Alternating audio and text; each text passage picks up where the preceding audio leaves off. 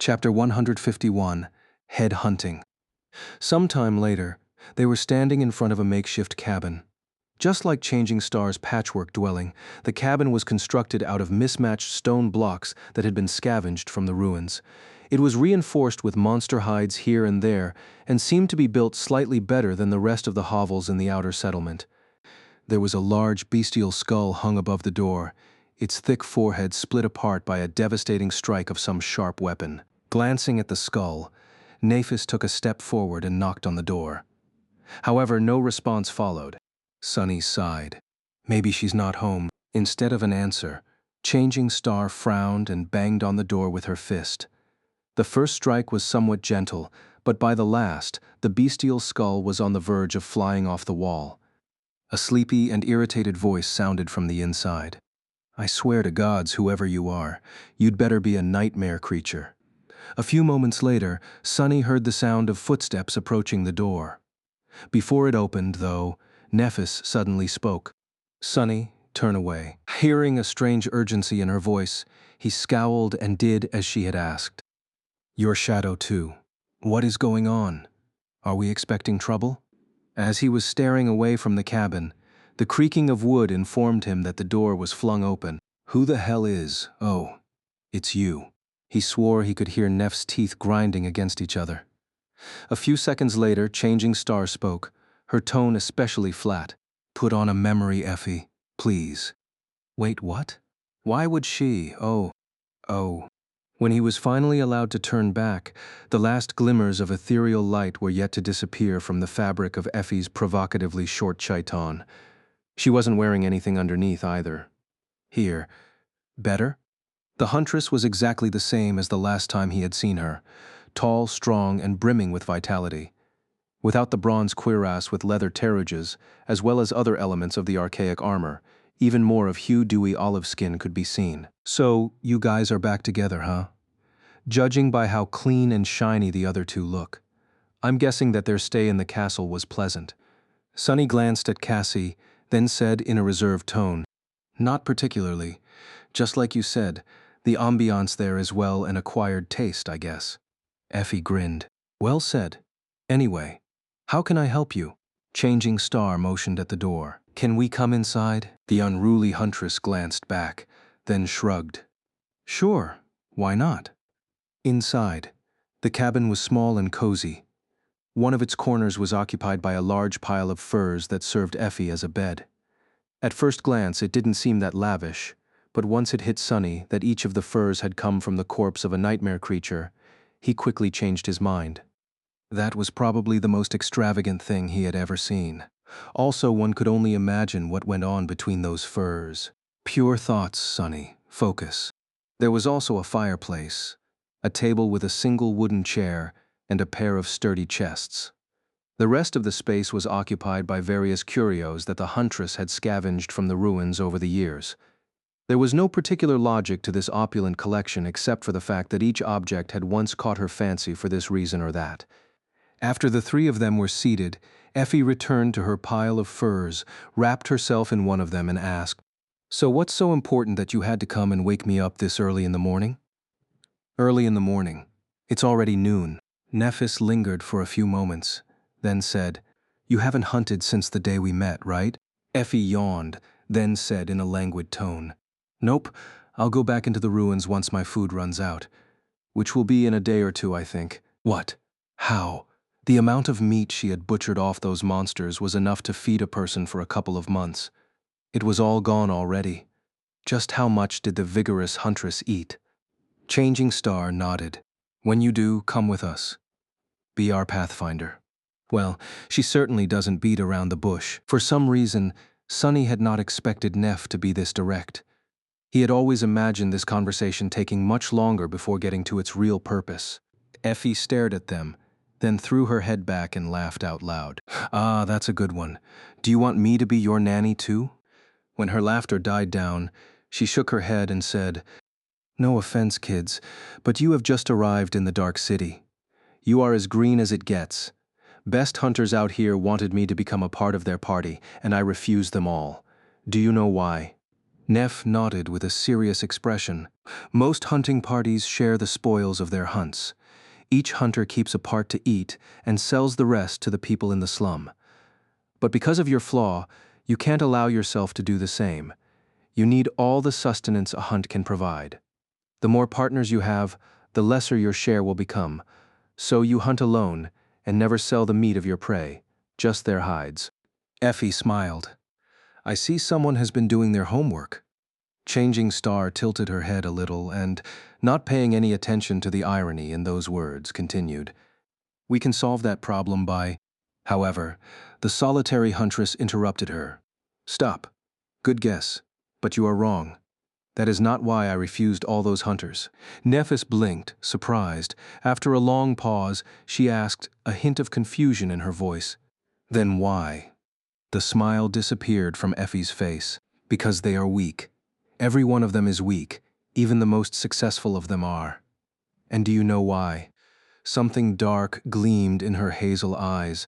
They are weak because Gunlaug will never allow anyone strong to exist outside of his control. So I am not going to be your pathfinder. Sorry, Princess. Changing Star froze, obviously flustered by that answer. She opened her mouth to say something, then closed it again and awkwardly pressed her lips together. No matter how much she had honed her social skills during their journey through the labyrinth, this conversation still seemed to be too much for her. In the ensuing silence, Sunny suddenly spoke, his voice calm and slightly provoking. He's allowing you to exist. Effie looked at him, raised one eyebrow with a smile, and didn't say anything. Finally, Nephis was able to compose herself. We might be new here, but we are not weak. Between the two of us, Sunny and I had killed dozens upon dozens of awakened creatures in the labyrinth. The huntress interrupted her once again. Even if that's true, that was there. Out here in the dark city, things are very different. The two of them stared at each other. One with a relaxed smile on her lips, the other with stubborn flames burning in her eyes. Oh, I don't like this. Eventually, Changing Star grimaced and said, So, if we prove that we have strength, you might reconsider? Effie chuckled. Damn, you say it like it's easy. You do know how many people can't even step a foot into the ruins, right? If you guys survive in this hell for a few years, maybe then we can talk again. Nephis looked at her for a while, and then smiled darkly. We will talk again in the evening. Then you will change your mind. Chapter 152, There and Back Again. Outside, the sun was already moving past its zenith. There wasn't that much time left before the sunset, so Sunny was really unsure about what Nephis could do to change Effie's mind before evening. However, judging by the determined expression on her face, Changing Star wasn't just throwing words to the wind. She had something specific in mind. He hesitated. So, what exactly are we going to do now? Neff glanced at him, white flames dancing in the depths of her cold gray eyes. Then, she turned away and said, Follow me. With that, she walked forward in the direction of the castle. Castle? Why are we going to the castle? Somewhat uneasy, Sunny gently took Cassie by the arm and hurried to catch up to Nephis. When he did, she suddenly threw over her shoulder. Tell me about that Pathfinder again. The one who was accused of murder 3 days ago. Sunny frowned, then repeated what he knew about the guy. When he was almost finished, she asked, What's his aspect ability? He hesitated, then said, He can make any weapon become incredibly sharp when it's in his hands. Sharp enough to cut stone, maybe even steel. It's a very powerful combat ability. Changing Star was quiet for some time, then said, What about his flaw?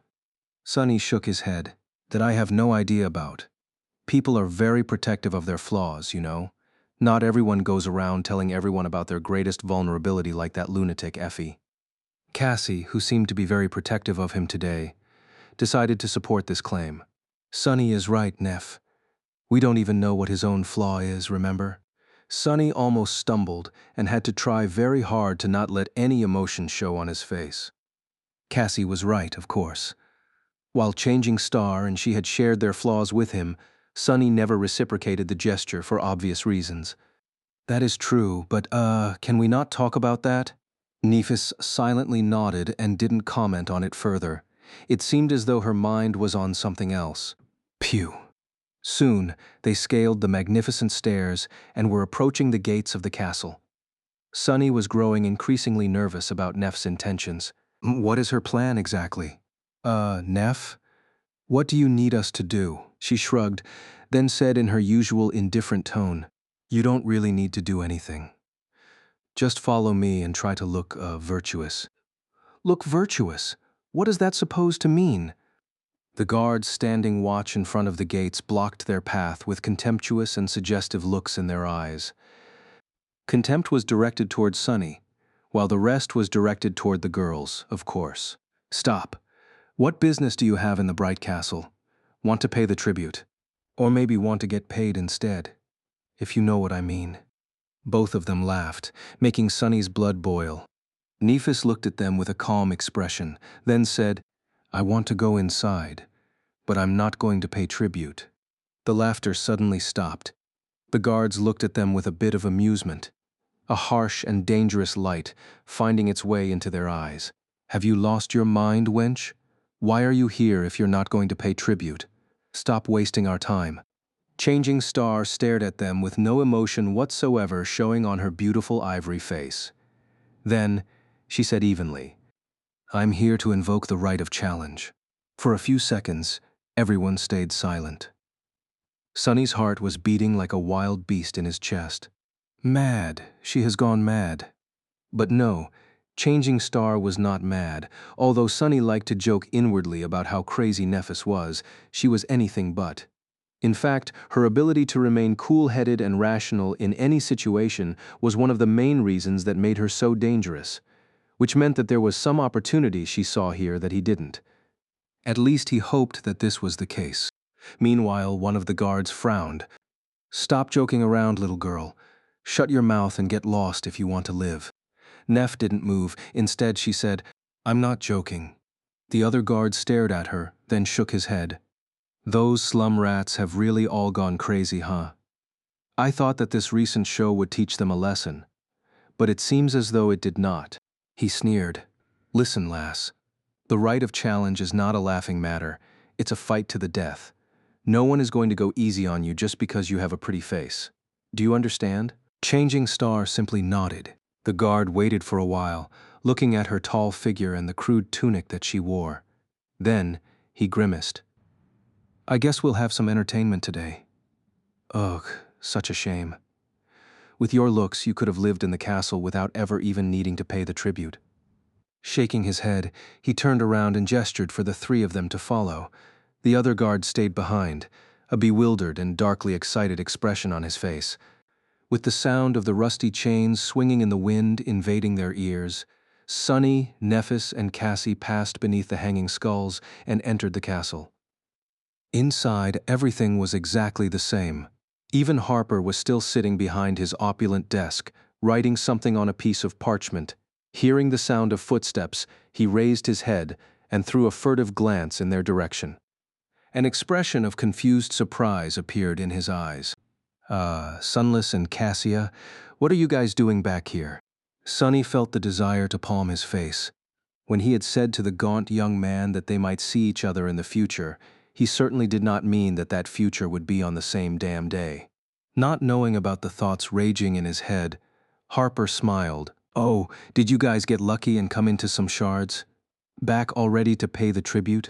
Sunny gritted his teeth and forced out a weak smile. No, not exactly. Chapter 153, Guiding Star. By the time the three of them were led to the grand hall of the castle, the news that there was going to be another challenge had yet to spread through the entire fortress. Because of that, there was no crowd there, just a few dozen people who had happened to walk past and heard the commotion. However, their number was growing with each minute. Standing before the entrance to the hall, Nephis was calmly looking forward, her thoughts a mystery. She seemed to be steady and collected. Sunny, on the other hand, was very nervous.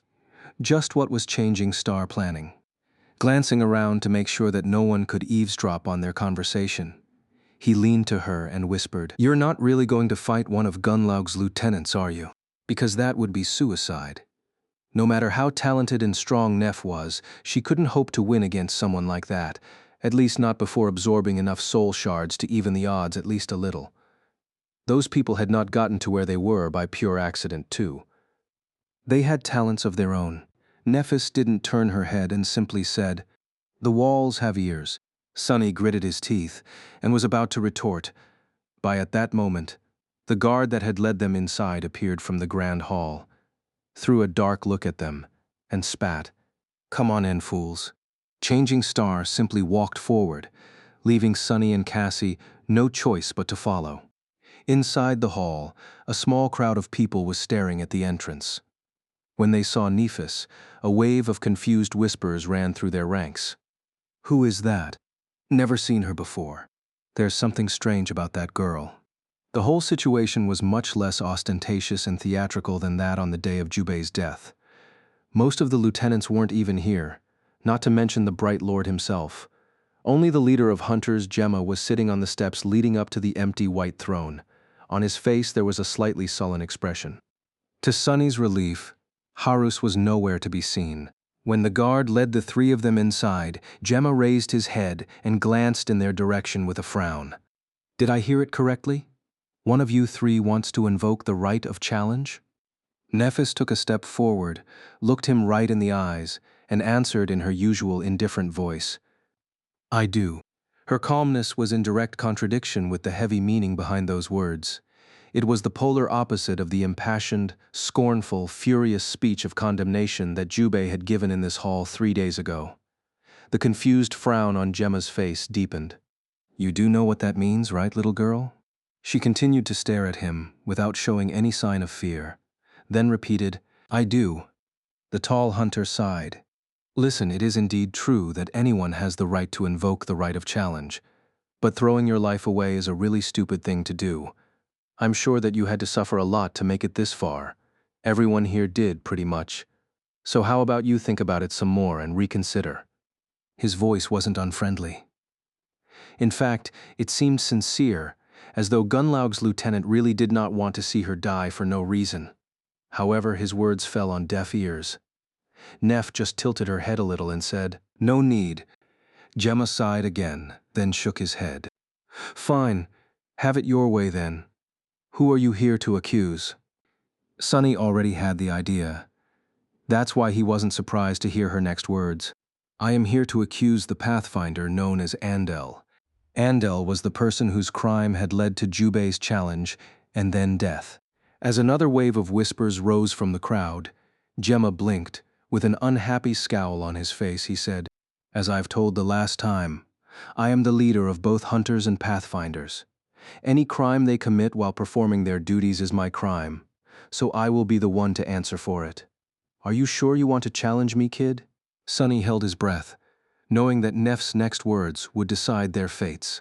Despite the older man's heavy tone, she did not even flinch.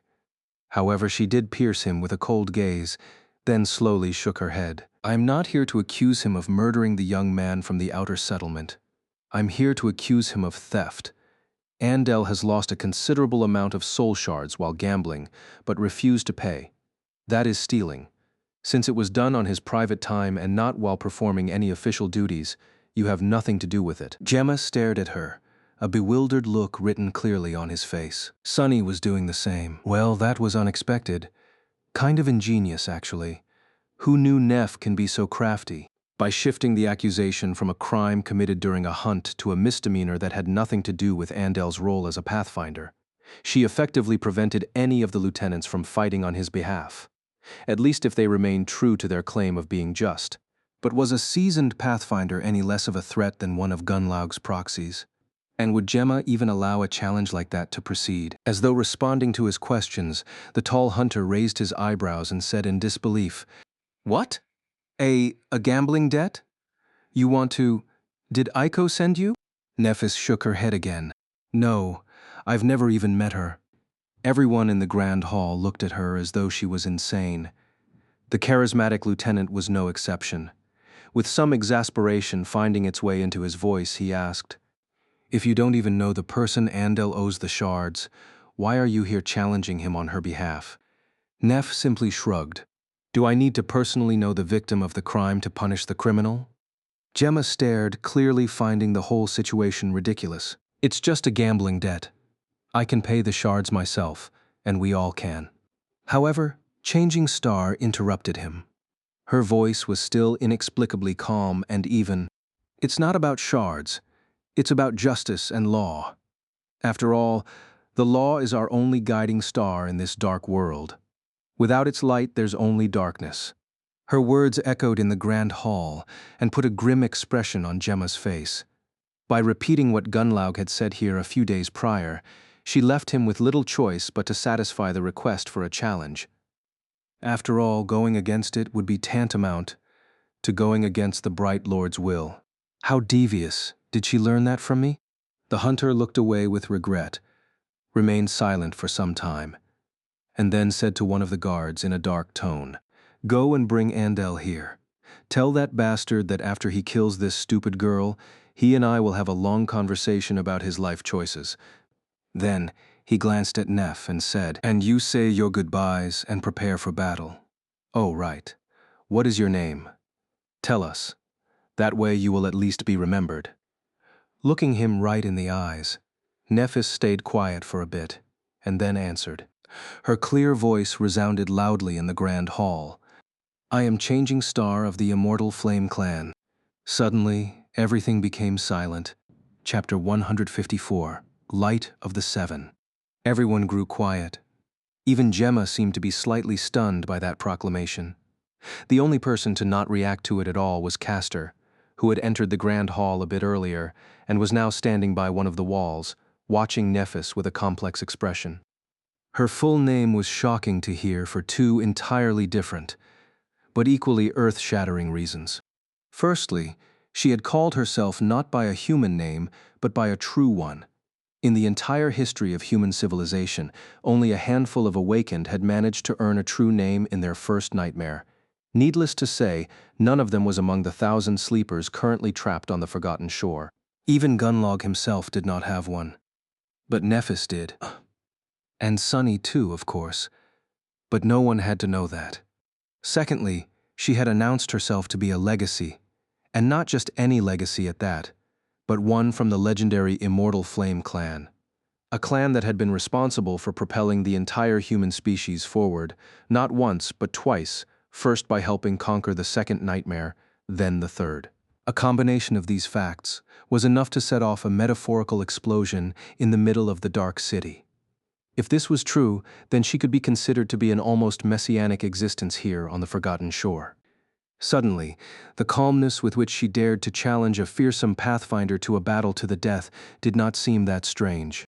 The dazed looks in the eyes of all the sleepers gathered in the grand hall had slowly begun to give place to a subtle, tentative, weak glow. It was as though a tiny seed of hope was suddenly planted in the dead soil of their lightless, forlorn souls. Either by accident or on purpose, Nephis chose that exact moment to summon her armor. Numerous sparks of light surrounded her in a whirlpool of soft radiance, and when they were gone, a striking black and white armor had appeared on her graceful body.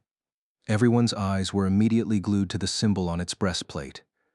On it, 7 shining stars were intricately engraved into the strange white metal. That symbol. Its starlight crest. The crest of the 7. Just like Sunny, many of the inhabitants of the Bright Castle were familiar with the symbol of the 7 stars. Not only was it carved into the robe of the giant statue standing in front of the impregnable city wall, it was also often depicted in numerous stone carvings decorating the walls of the ancient fortress.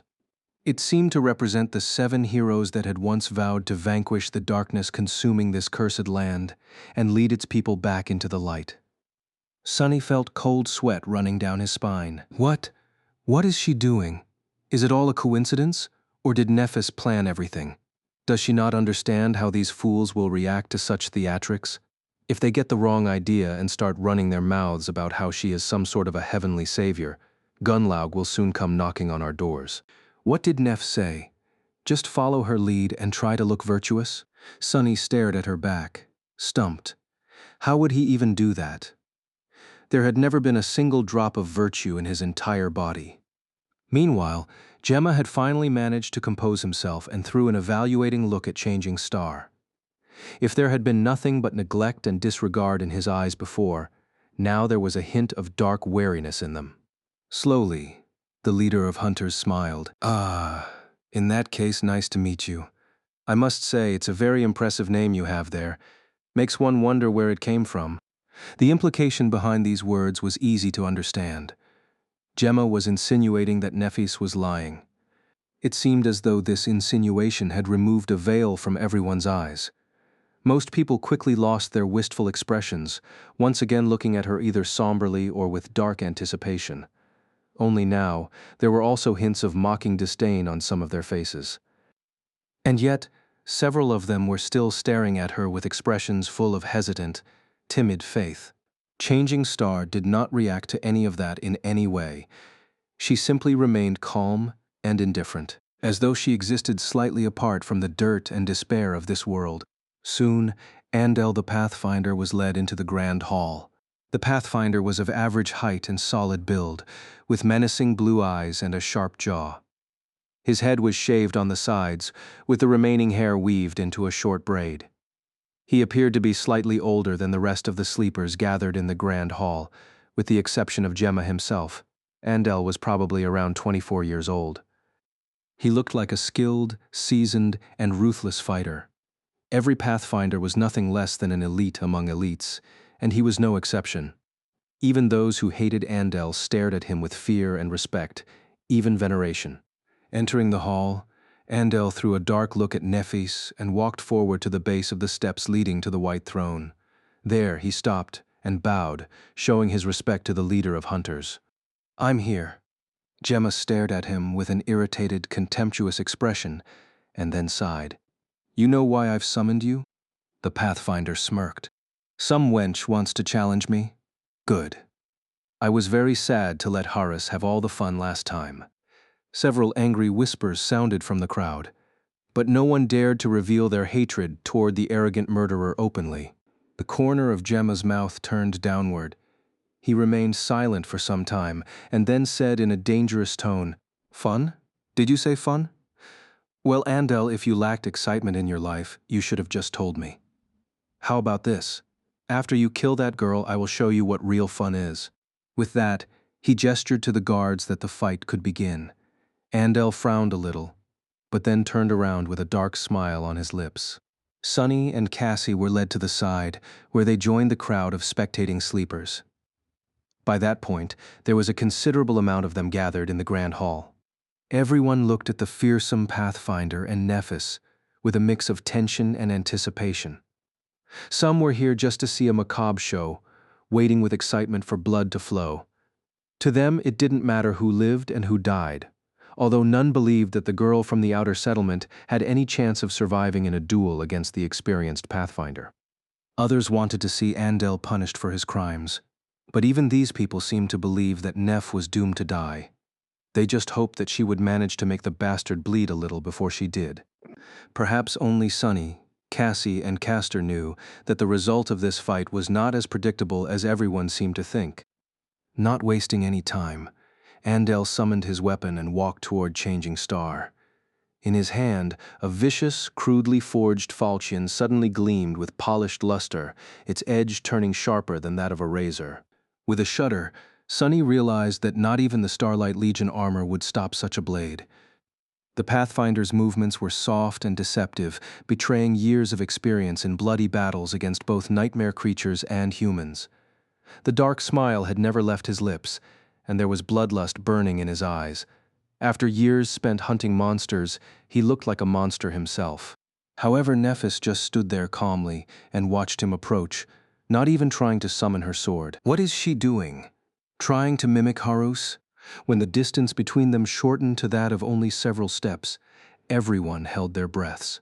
Suddenly, Andel flourished his cleaver and lunged forward with astonishing, almost inhuman speed. His push was so powerful that dust flew into the air from under the soles of his boots. Sunny clenched his fists. What is she? Just a fraction of a second before the magically enhanced blade cleaved her apart, Nephis suddenly sidestepped the strike and threw her arms into the air. simultaneously summoning her longsword. The ethereal sparks of light passed through the blade of Andel's falchion, forming into silvery steel only on the other side of it. The Pathfinder's eyes widened. Forever. Without anything separating it from the enemy's flesh. The longsword that had just formed from the thin air behind the falchion bit into his neck, cleanly severing Andel's head from his shoulders. As blood shot into the air from the Pathfinder's neck, his head rolled on the floor like a macabre ball and stopped near the steps that led to Gunlaug's white throne. It seemed as though all oxygen was suddenly sucked out of the great hall. In the deathly silence, Andel's body heavily fell on the white marble. Everyone was staring at Nephis in utter disbelief. The sleepers, the guards, even Gemma. Honestly, Sonny himself was a bit stunned. Of course, he had suspected that Changing Star might win the duel, but even he did not expect that she would kill an actual Pathfinder, one of the most fearsome warriors in the Bright Castle, with just one strike. Dismissing her sword with a cold expression on her face, Nephis walked over to the marble steps, picked up the severed head by the hair, and looked up at the leader of the hunters. Then, with a well-practiced, polite smile, she said, "Oh, it was nice to meet you too."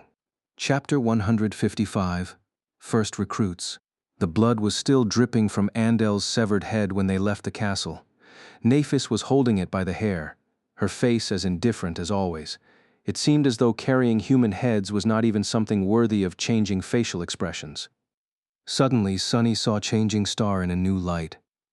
It was a long time since he had last been wary of her, but now he was starting to wonder just how many people had she killed in the past. The facial expressions of everyone else, though, ranged from astonishment to horror. People who had witnessed the duel stared at Nephis as though she was some sort of an avenging angel. The others treated her like a terrifying demon. I wonder, how much soul's essence had she absorbed with this one kill? Has to be a lot, right? But those were just the inhabitants of the castle. The reactions of the people of the outer settlement were strangely reserved, but even more intense. They had never seen one of them stroll into the ancient fortress and walk away freely with a severed head of a Pathfinder in their hands.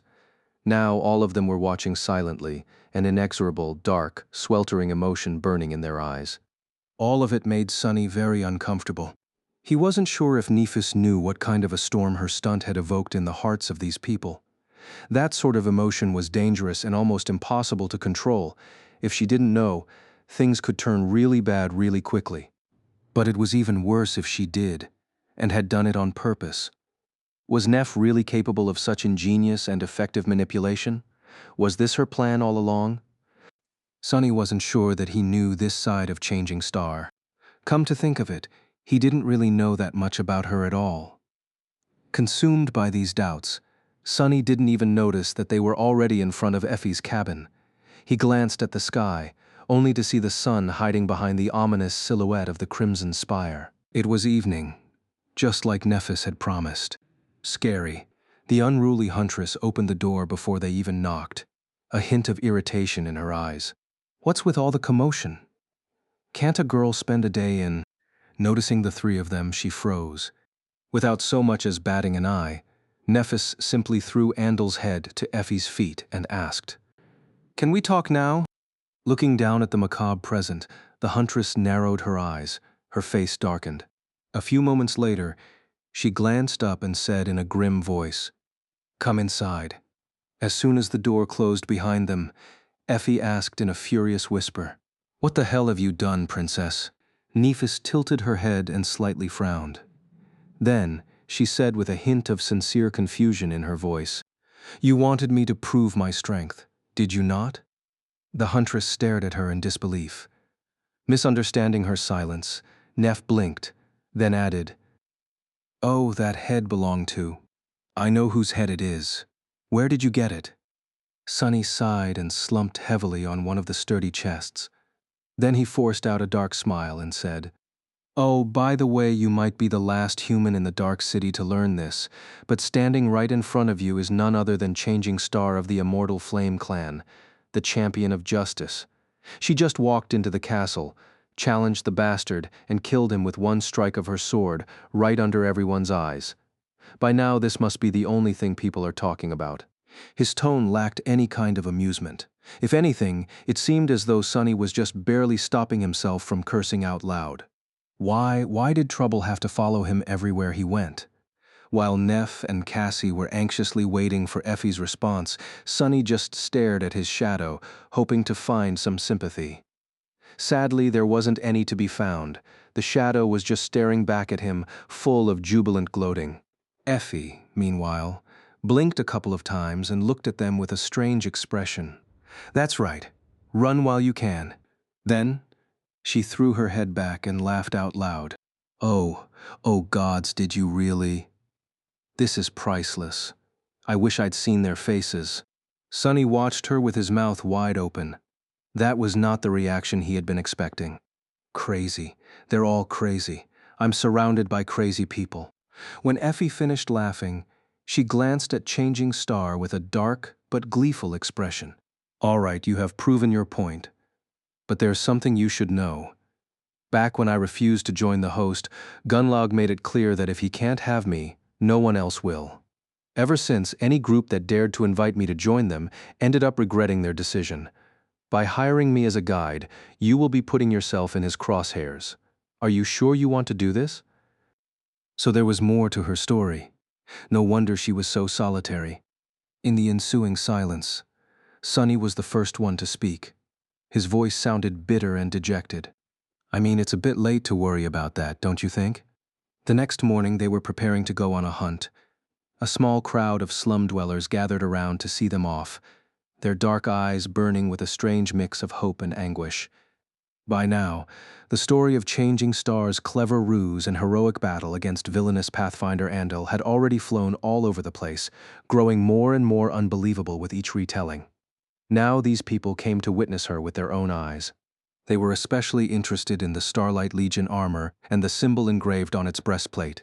Who knew that the memory of a simple carapace centurion would have such an effect on the inhabitants of the Dark City? Sonny was not happy about it at all. The previous evening, he had a chance to ask Nephis a few questions after they had returned to their lodge. However, he kept most of them to himself, not knowing how to properly express his feelings. In the end, he only asked about how she had managed to defeat her human opponent, who was much more powerful in terms of physical prowess, so easily. Changing Star's answer was very simple. She just shrugged and said, "An old legacy trick," which pretty much explained everything and nothing at all. And now, they were going into the Dark City to hunt monsters. When the four of them were ready to set off, a sudden hum of voices made them turn around. The slum dwellers stepped aside, letting a tall young man walk through. Sonny frowned. Great. What is he doing here? Walking closer, Castor stopped a few meters away from them and gave a polite bow. "Lady Nephis, Huntress Athena, Cassia, Sonny. Good morning to all of you. I, Castor of the Han Li clan, would like to join your hunting party. Will you have me?" Everyone grew quiet for a few moments. Despite Sonny's dislike of the handsome legacy, having him on their side would be an incredible boon. Genius fighters like Castor were hard to come by anywhere, let alone on the Forgotten Shore. He felt torn. A buzz of whispers rose from the crowd. People were shocked to see a warrior from the castle volunteering to join an outer settlement cohort, and one of such fearsome reputation, too. After some time had passed, Changing Star simply shrugged. "If you want." Just like that, the proud scion of the Han Li clan had become the 5th member of their hunting party. It was strange to see their numbers grow after months spent alone in the labyrinth, but that was probably inevitable. What else did Sonny expect? That it would be just the 3 of them forever. Stupid. Together, the 5 sleepers left the slum of the outer settlement behind and stepped on the road of white stone that lead into the cursed ruins. And just like that, the fates of every human in the Dark City were sealed. The end had begun. Chapter 156, Free Lunch. Their first hunt was surprisingly uneventful. Guided by an experienced pathfinder and augmented by Sonny's stealthy shadow, they managed to avoid any fallen creatures and arrive at the destination in one piece. There the group hid in the ruins and waited for their prey to show up. The plan of battle was discussed beforehand, after Effie had described the type of monster they were here to kill, complete with a detailed list of its strengths and weaknesses. Nephis quickly assigned different roles to different people. Sunny had expected that things would work just like back in the labyrinth, but to his surprise, they did not. Just like before, Neph was going to take most of the risk and lure the enemy into revealing its vulnerability. However, Castor was going to be the one to make use of it and deal the fatal blow, not Sunny. Which made sense, really. After all, his ability was not a combat one, at least not officially. It was rational to entrust the role to someone with an incredibly powerful combat ability, as the one Castor possessed. Still, for some reason, Sunny felt angry about it. It felt as though he was being replaced. Not wishing to appear childish, he swallowed his bitterness and remained silent. When the monster did show up, everything went perfectly. Nephis and Castor were able to finish the creature off without sustaining any injuries. Their teamwork, while not effortless, was strangely harmonious, probably because both were legacies and had received similar kind of training. Sunny, whose task was to join the fray if things went wrong, ended up not having to lift a finger. Neither did Effie, who simply stayed with Cassie in case the blind girl needed protection. After everything was over, she laughed. "Ha, this is the easiest meal I've ever earned." Effie's status in the party was a bit strange. Unlike the rest of them, she had not shown any desire to join the cohort officially. Instead, she was somewhat of a hired worker. Her responsibilities included guiding the party through the ruins and providing them with information, and nothing else. She wasn't even required to fight side by side with them. After the nightmare creature was dead, they quickly butchered it and left the scene of the battle loaded with a heavy weight of meat. Before the shadow of the Crimson Spire fell on the dark city, the cohort was already approaching the marble arch at the base of the hill. This was when something unexpected finally happened, and it happened because of Nephis. After giving a fair share of the spoils to the vigorous huntress, she glanced at Sunny, Cassie, and Castor. Then, changing star, said, "I would like for you three to entrust me with your part of the meat."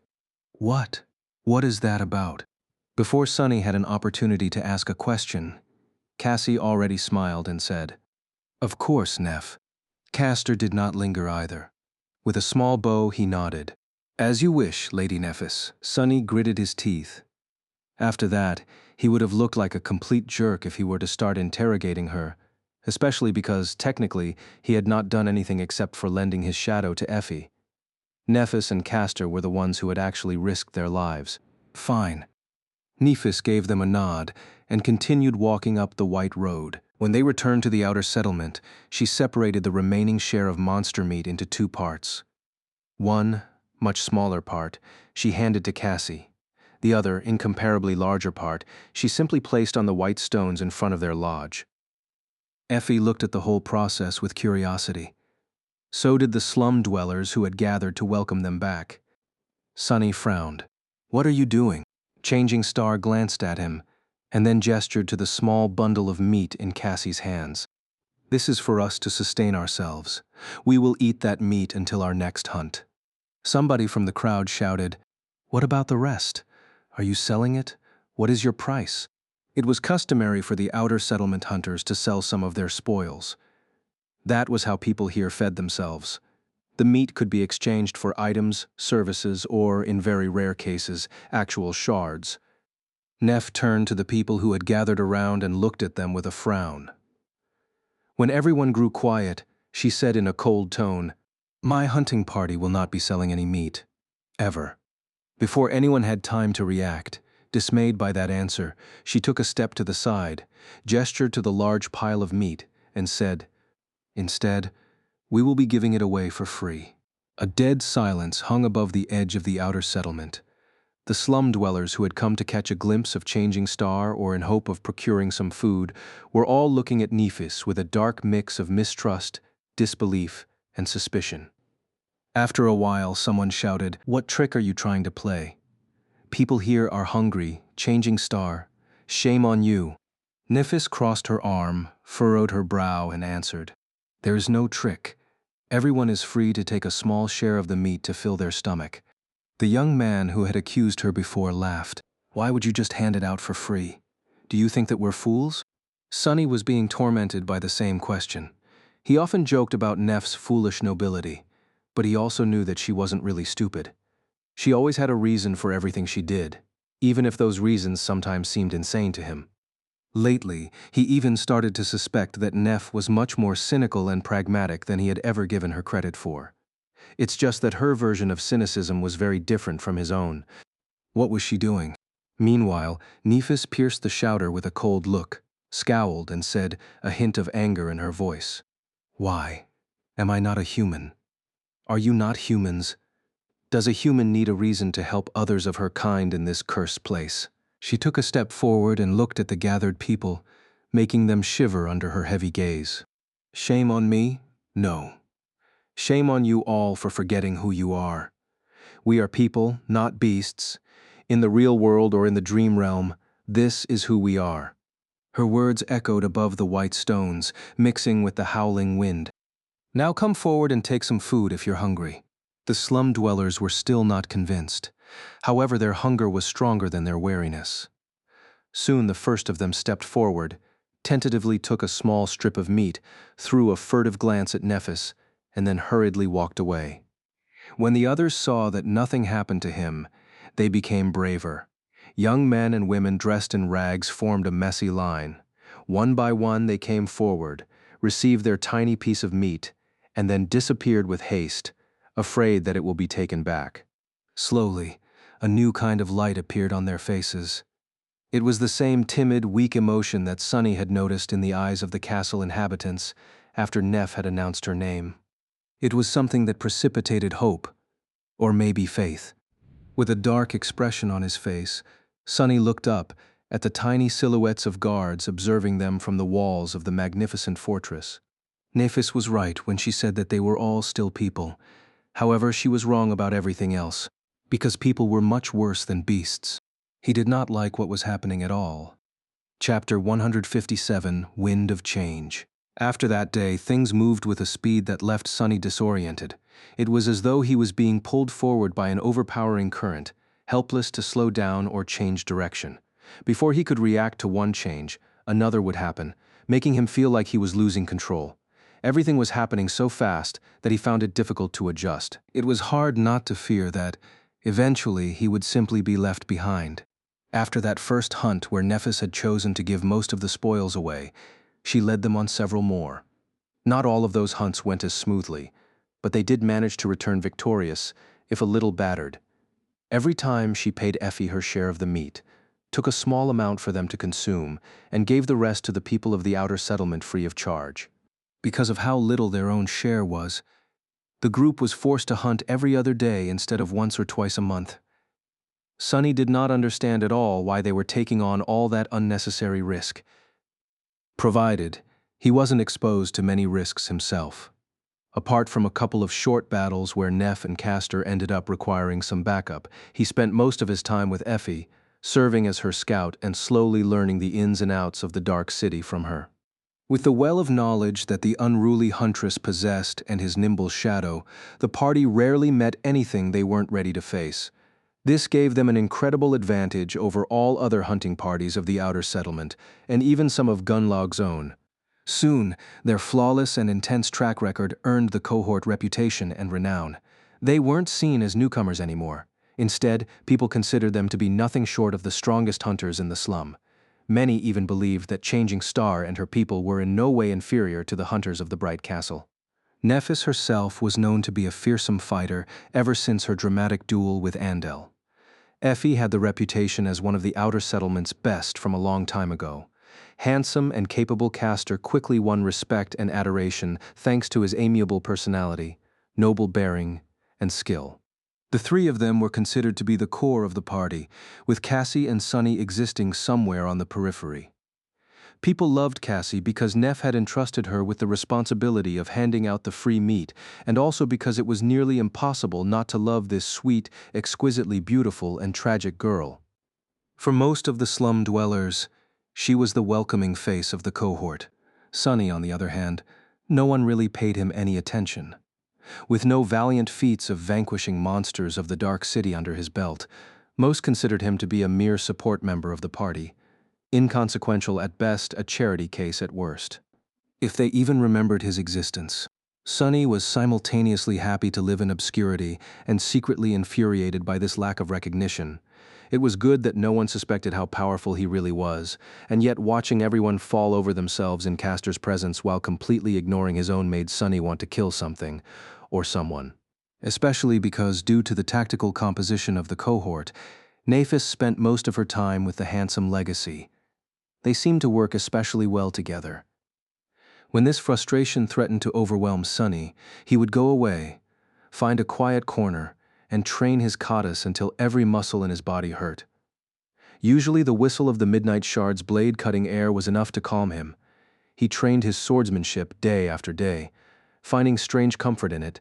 At least this was something he could control. Of course, Sunny was never entirely relaxed. In fact, with each day he grew more and more anxious, because other things were changing as well. After each hunt, Changing Star would provide the dwellers of the slum with free food. At first they treated her with distrust, then with gratitude, and finally with something akin to reverence.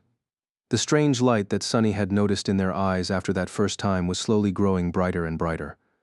Some people even started jokingly calling her Saint Nephis, as though she was some sort of an angel. However, he felt that these words strangely contained less and less humor with each day. It was really very creepy, not to mention dangerous. The more people looked at Neph like she was their personal savior, the more he feared how drastic Gunlaug's reaction would be. If history had shown anything, it was that kings never went easy on meddling messiahs. And throughout all of that, the same question continued to torment Sunny. Was all of this an accident, or had Nephis done it on purpose? As time went by, more and more random people joined their group. They weren't hunters, just forlorn young men and women from the outer settlement who wanted to help. They tended to monster hides that the cohort brought back from the hunts, maintained various tools and gear that needed to be used, assisted Cassie with handing out food, and did other kinds of small but useful things. Soon, the ramshackle lodge was full of them. Sunny didn't even know all of their names.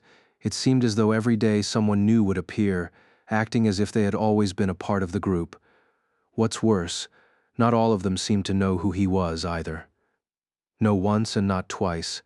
Someone would smile at him and ask in a friendly tone, "Are you new?" Of course, bastards never said the same thing to Castor.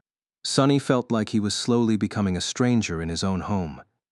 The feeling was rather unpleasant, not to mention how perfectly it fit all his insecurities. What's worse, these new people really made him uncomfortable. He wasn't really sure of whether they were Changing Star's helpers, or if they were her followers. Were they loyal or devout? One night after a couple of weeks of this, he was suddenly woken by Cassie tugging on his sleeve. The blind girl was whispering, "Sunny, wake up." A moment later, he was already on his feet, ready to summon the Midnight Shard. A light coming from the other room told him that Neph was awake too. Gunlaug? Did someone betray us? What's wrong? Cassie covered the candle she was holding in her hand and answered in a worried voice, Something is coming from the road. I've dreamt of it. A nightmare creature." Knowing what had to be done, Sunny simply nodded, gripped her shoulder for reassurance, and walked over to meet Nephis. Since their lodge was on the edge of the slum, right in front of the entrance of the ancient road, they had no choice but to fight. That night, the three of them, Changing Star, Sunny, and Castor, battled a devil that had wandered up the hill and fought it off before it could reach the outer settlement. When dawn came, terrified people walked out of their hovels on shaking legs and saw the horrible marks left on the white stones by the beast's claws, as well as puddles of blood, both human and that of a monster, steaming in the morning cold. They also saw Changing Star leaning tiredly on her silver sword.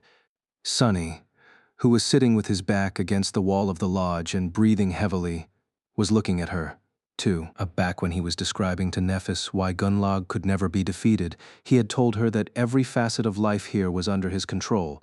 Food, safety, hope, fear, even power itself. Now, Changing Star had given these people food. By protecting the outer settlement, she had given them safety. She had even given them hope. There was also the fear that the inhabitants of the castle felt after Neph had easily beheaded one of their pathfinders. All that remained was power. Finally, the question that pressed heavily on his mind had an answer. No, None of this was a coincidence. Everything that had happened, from choosing the outermost building in the slum as their base to insisting on giving away the food for free, was part of Changing Star's strange but methodical plan. She knew what she was doing all along. But why was she doing all this? What was her ultimate goal? Uneasy, Sunny stared at Nephis and wondered about the future. Chapter 158, Invisible. After about a month of living in the outer settlement, Sunny woke up one morning with the feeling of not belonging anywhere in this world. This familiar feeling had pursued him for most of his life and had returned recently after being gone for some time. With a sigh, he rose from his narrow cot and summoned the puppeteer's shroud. The stone lodge was already full of sounds and voices. The tempting smell of breakfast filled the air. Coming out of his small room, Sunny saw a bunch of Neff's helpers rushing here and there, busy with various tasks. Some of them stopped to greet him, others did not. He paid no attention to them and went outside to wash his face and take a look at the sky. The gray sky of the forgotten shore looked as it always did. Nothing ever really changed in this loathsome hell. On his way back, Sunny noticed a gaunt figure standing hesitantly near the doors of the lodge. The ragged young man looked very familiar. Reaching into his memory, Sunny identified him as the friendly but nervous receptions from the castle. His clothes were much less clean and tidy than they had been before, and his face had become even thinner. The young man had clearly seen better days. "What is he doing there?" Coming closer, Sunny called out to the young man. Harper, right? How come you're here?" Harper flinched, then looked at him with anxious eyes. "Oh, Sunless, it's so nice to see you." Sunny stared at him for a while, then asked bluntly, "Did they kick you out of the castle?" Harper's face instantly fell. Lowering his gaze, he stayed silent for a few moments, and then said quietly, "I haven't been able to pay the tribute anymore. So yes, I guess they did." Then he glanced up, hesitated, and asked in a weak voice, I heard that I can get some food here?" Sunny tried to give him a reassuring smile. "Sure. Usually we give out meat after the hunts, but if you're hungry right now, I'm certain there's something we can do. Just talk to a girl with red hair. She's in charge of breakfast, I think." Harper smiled too, the weak light of hope igniting in his eyes. "Really? They will just give me a meal for free?" Sunny shrugged. "Why not? We have enough food right now. Most of those guys and girls are always here anyway. They're like guests that won't leave. Doesn't matter. They help around, doing this and that.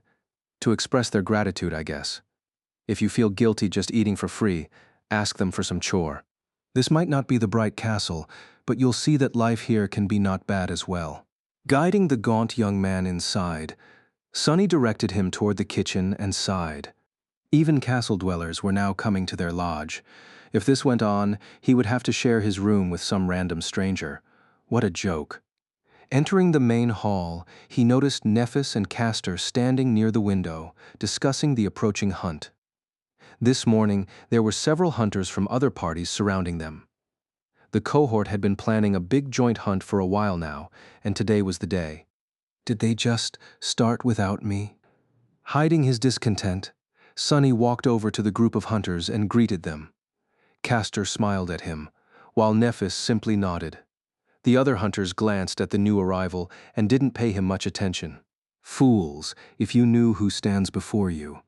Consoling himself with these childish thoughts, Sunny listened to the discussion. One of the hunters was speaking. "South of the collapsed lighthouse is a good choice, but the awakened creatures living there have an incredibly sharp hearing. Attacking them in large numbers won't be easy." In the past month, their lodge had gone through a transformation. The remnants of broken furniture were long gone and replaced. Some of the new pieces of furniture came from the ruins. Some were made right here by the craftsmen of the outer settlement. There were monster hides and decorations hung on the walls, making the space look neat and presentable. These days, the lodge appeared as the headquarters of a small but prosperous awakened cohort. There was even a large map of the Dark City on one of the walls, with various symbols marking all kinds of useful information. Currently, the hunter was pointing at a particular spot on the map. "This spot right here is much more promising. Blood fiends are known to dwell in these parts. They hibernate during the day, So if we manage to find a lair or two. Castor shook his head. The area you're suggesting is too close to the territory of those strange living statues. We all know how formidable those bizarre creatures are. I still think that south of the lighthouse is better. We just need to think of a way to deceive the hearing of the monsters. Suddenly finding something that he could be helpful with, Sonny said, I have a bell that can. However, his voice drowned in the buzz of the conversation.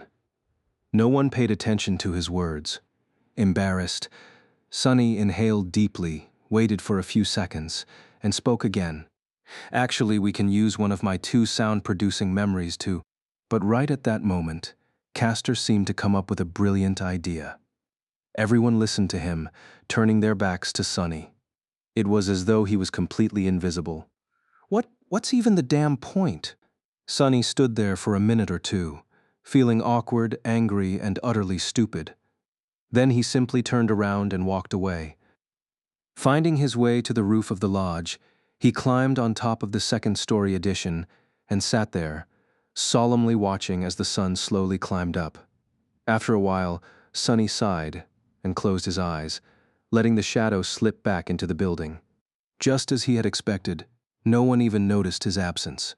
Not surprised, he sent the shadow around the lodge, watching all the people who were busy making Neff's mysterious plans happen.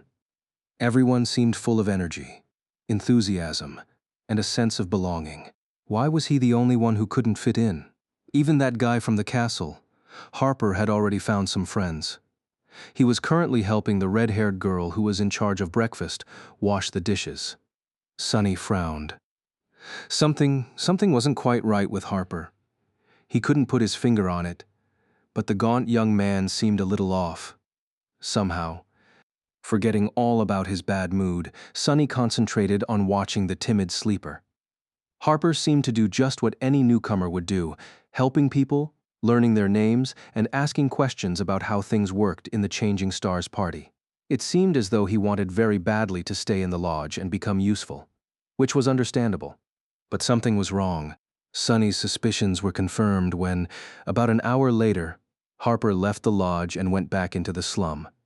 With the shadow stealthily following him from behind, the gaunt young man made sure that no one saw him and hurriedly dove into a secluded alley.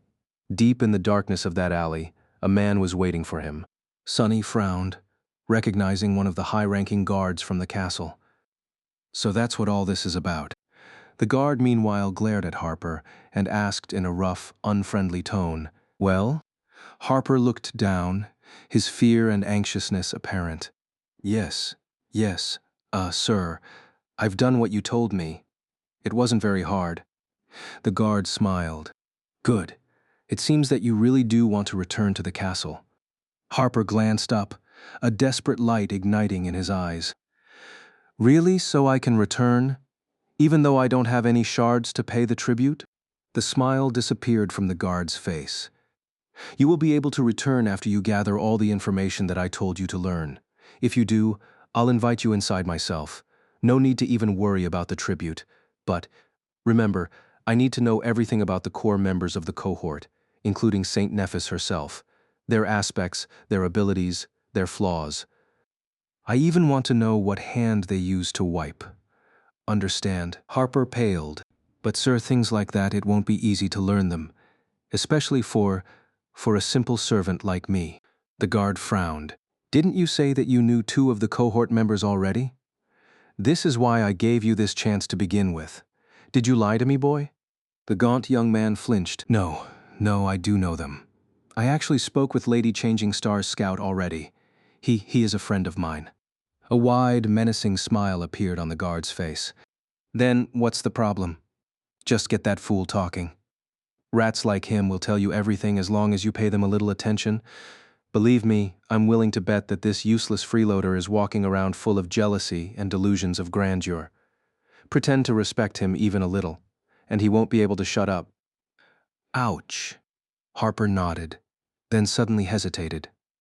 After a few moments of silence, he asked in a timid voice, "Sir, you won't hurt them, will you?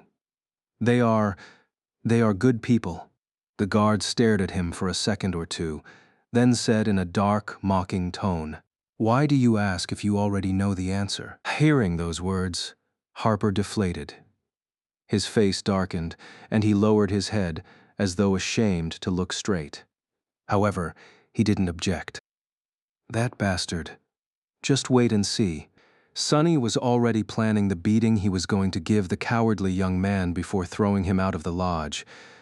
But at that moment, a voice called out for him. It was Effie. "Hey, doofus, are you asleep? Come down. The hunt is starting." Torn away from the shadow's perspective, Sonny threw a dark glance at the tall huntress, called his shadow back, and sighed. "I'll deal with him after we return." But by the time he returned, Sonny was in no state to deal with anything. Chapter 159, Revelation. Despite all his misgivings and unease, Sonny had never expected that this hunt was going to change everything. He was just going through the motions, somewhat on edge because of the scale of this joint operation, but also strangely reassured by the large number of hunters surrounding him. The unusual hunting party left the outer settlement at noon, heading east to the massive ruin of a collapsed lighthouse that was situated at the edge of the city. There were almost 20 of them gathered together, all carefully making their way through the deadly maze of narrow streets, with Effie serving as the chief pathfinder and Sonny helping her by scouting ahead. The plan was as straightforward and simple as possible. However, nothing was really ever safe in the dark city. Everyone was prepared for the worst. And pretty soon, their fears came true. Halfway to their destination, a sudden sound made Effie freeze in place. Raising a fist to signal everyone to stop, she peered into the fog, a dark and foreboding expression on her face. Feeling that something bad was about to happen, Sonny commanded his shadow to return and moved closer to Cassie. His hand was ready to grasp the hilt of the midnight shard out of the air. For a few moments, everything was quiet. Then Effie's pupils suddenly widened. "Scatter!" As soon as the word left her mouth, the experienced hunters dashed in different directions. Sonny himself grabbed Cassie and lunged to the side, dragging her along with him. Then, something large and heavy crashed from above into the cobblestones where the sleepers had been standing just a second ago. Luckily, most of them were already somewhere else due to Effie's timely warning. However, a couple of people were a little late to react. Their screams drowned in the sickening sound of tearing flesh. Sonny cursed. His shadow was nowhere near yet, leaving him with no choice but to fight without its aid. He spun around, summoning the midnight shard, and froze for a fraction of a second, all blood draining from his face. Out there in the middle of the street, a massive winged creature was standing on the cracked cobblestones, its pale body and black feathers stained by the blood of the unfortunate hunters. Its terrifying beak was open, revealing rows of sharp, needle-like fangs. A spire messenger, as Sonny watched, momentarily paralyzed by fear. A long red tongue snaked out of the creature's maw to lick the blood off its face. "Move!" Shaking off the paralysis, Sonny gripped his sword and prepared to fight for his life. His and Cassie's. After that, everything happened incredibly fast, but also felt like an eternity. The hunters had a simple choice to make: either separate into smaller groups and retreat into the ruins, risking encountering something equally as or even more terrifying, or stand their ground and try to drive the fallen beast away. Without having to discuss it, everyone chose the second option. No matter how dangerous, a familiar enemy was always better than the unknown. Unknown. The surviving hunters attacked the abomination with all they had. Even though their memories had no chance of breaking through the skin of the terrible creature, each strike still hurt it. Those who had aspect abilities capable of dealing direct damage immediately used them, hoping to at least disorient the beast. Of course, no ability of a sleeper could ever hope to wound a fallen beast. However, if their assault was ferocious enough, the messenger could retreat to search for easier prey. If it only made the abomination angrier, however, most of them were going to die. More than anything, trying to resist creatures of this rank was nothing but a gamble. For several seconds, it wasn't clear which way the situation would turn. The messenger easily shrugged off the rain of attacks and lashed out with its beak, piercing one of the hunters clean through despite the man's mighty build and heavy armor. Another was almost torn apart by terrifying talons, But at the last second, Castor managed to pull the young man away thanks to his incredible speed. Sunny waited at the back, covering Cassie and praying that his shadow would come back in time to give him a chance of dealing damage to the damned creature. But in the end, it was Effie who dealt the decisive blow. Summoning her weapon, she leaped forward. Sunny could see her lean, powerful muscles moving like wire ropes under the olive skin. As though turning into a spring, her whole body tensed and then exploded with momentum. There was enough force behind her attack to split a mountain apart.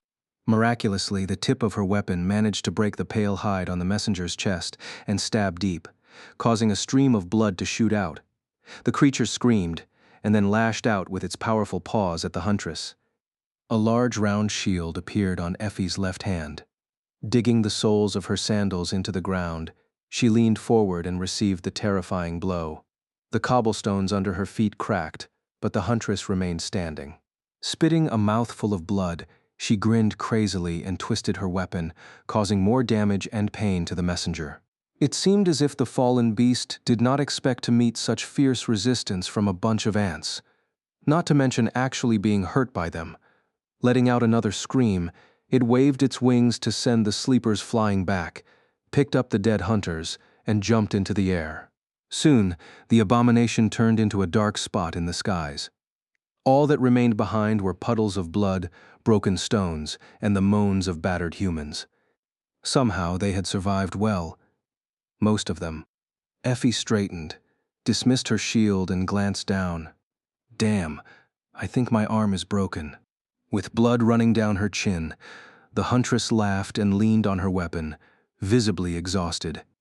Sunny wanted to congratulate her on that awesome strike, but then something registered in his mind. Suddenly cold, he stared at Effie's weapon. He had never seen her fight before, so this was the first time Sunny saw what memory the huntress used in battle. It was a spear, an ancient, beautiful spear forged from bronze. Something clicked in his mind, disparate pieces of information connecting together. And then everything exploded, or at least it felt that way, because Sunny finally understood the future. Chapter 160, The Future. Hey, doofus, you're okay? Sunny reacted after a second or two, raising his head and staring at Effie with empty eyes. Yeah, I'm fine. Just thinking about stuff.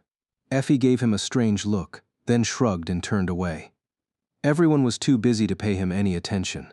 Not that anyone ever did. Left alone, Sunny staggered and slowly lowered himself to the ground.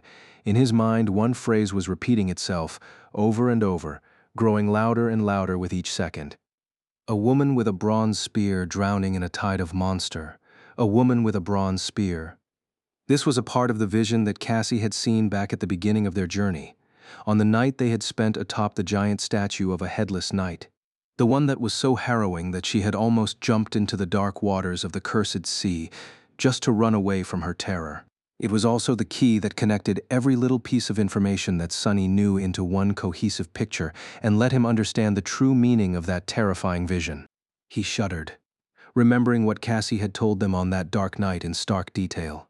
I saw the human castle again, only this time it was at night.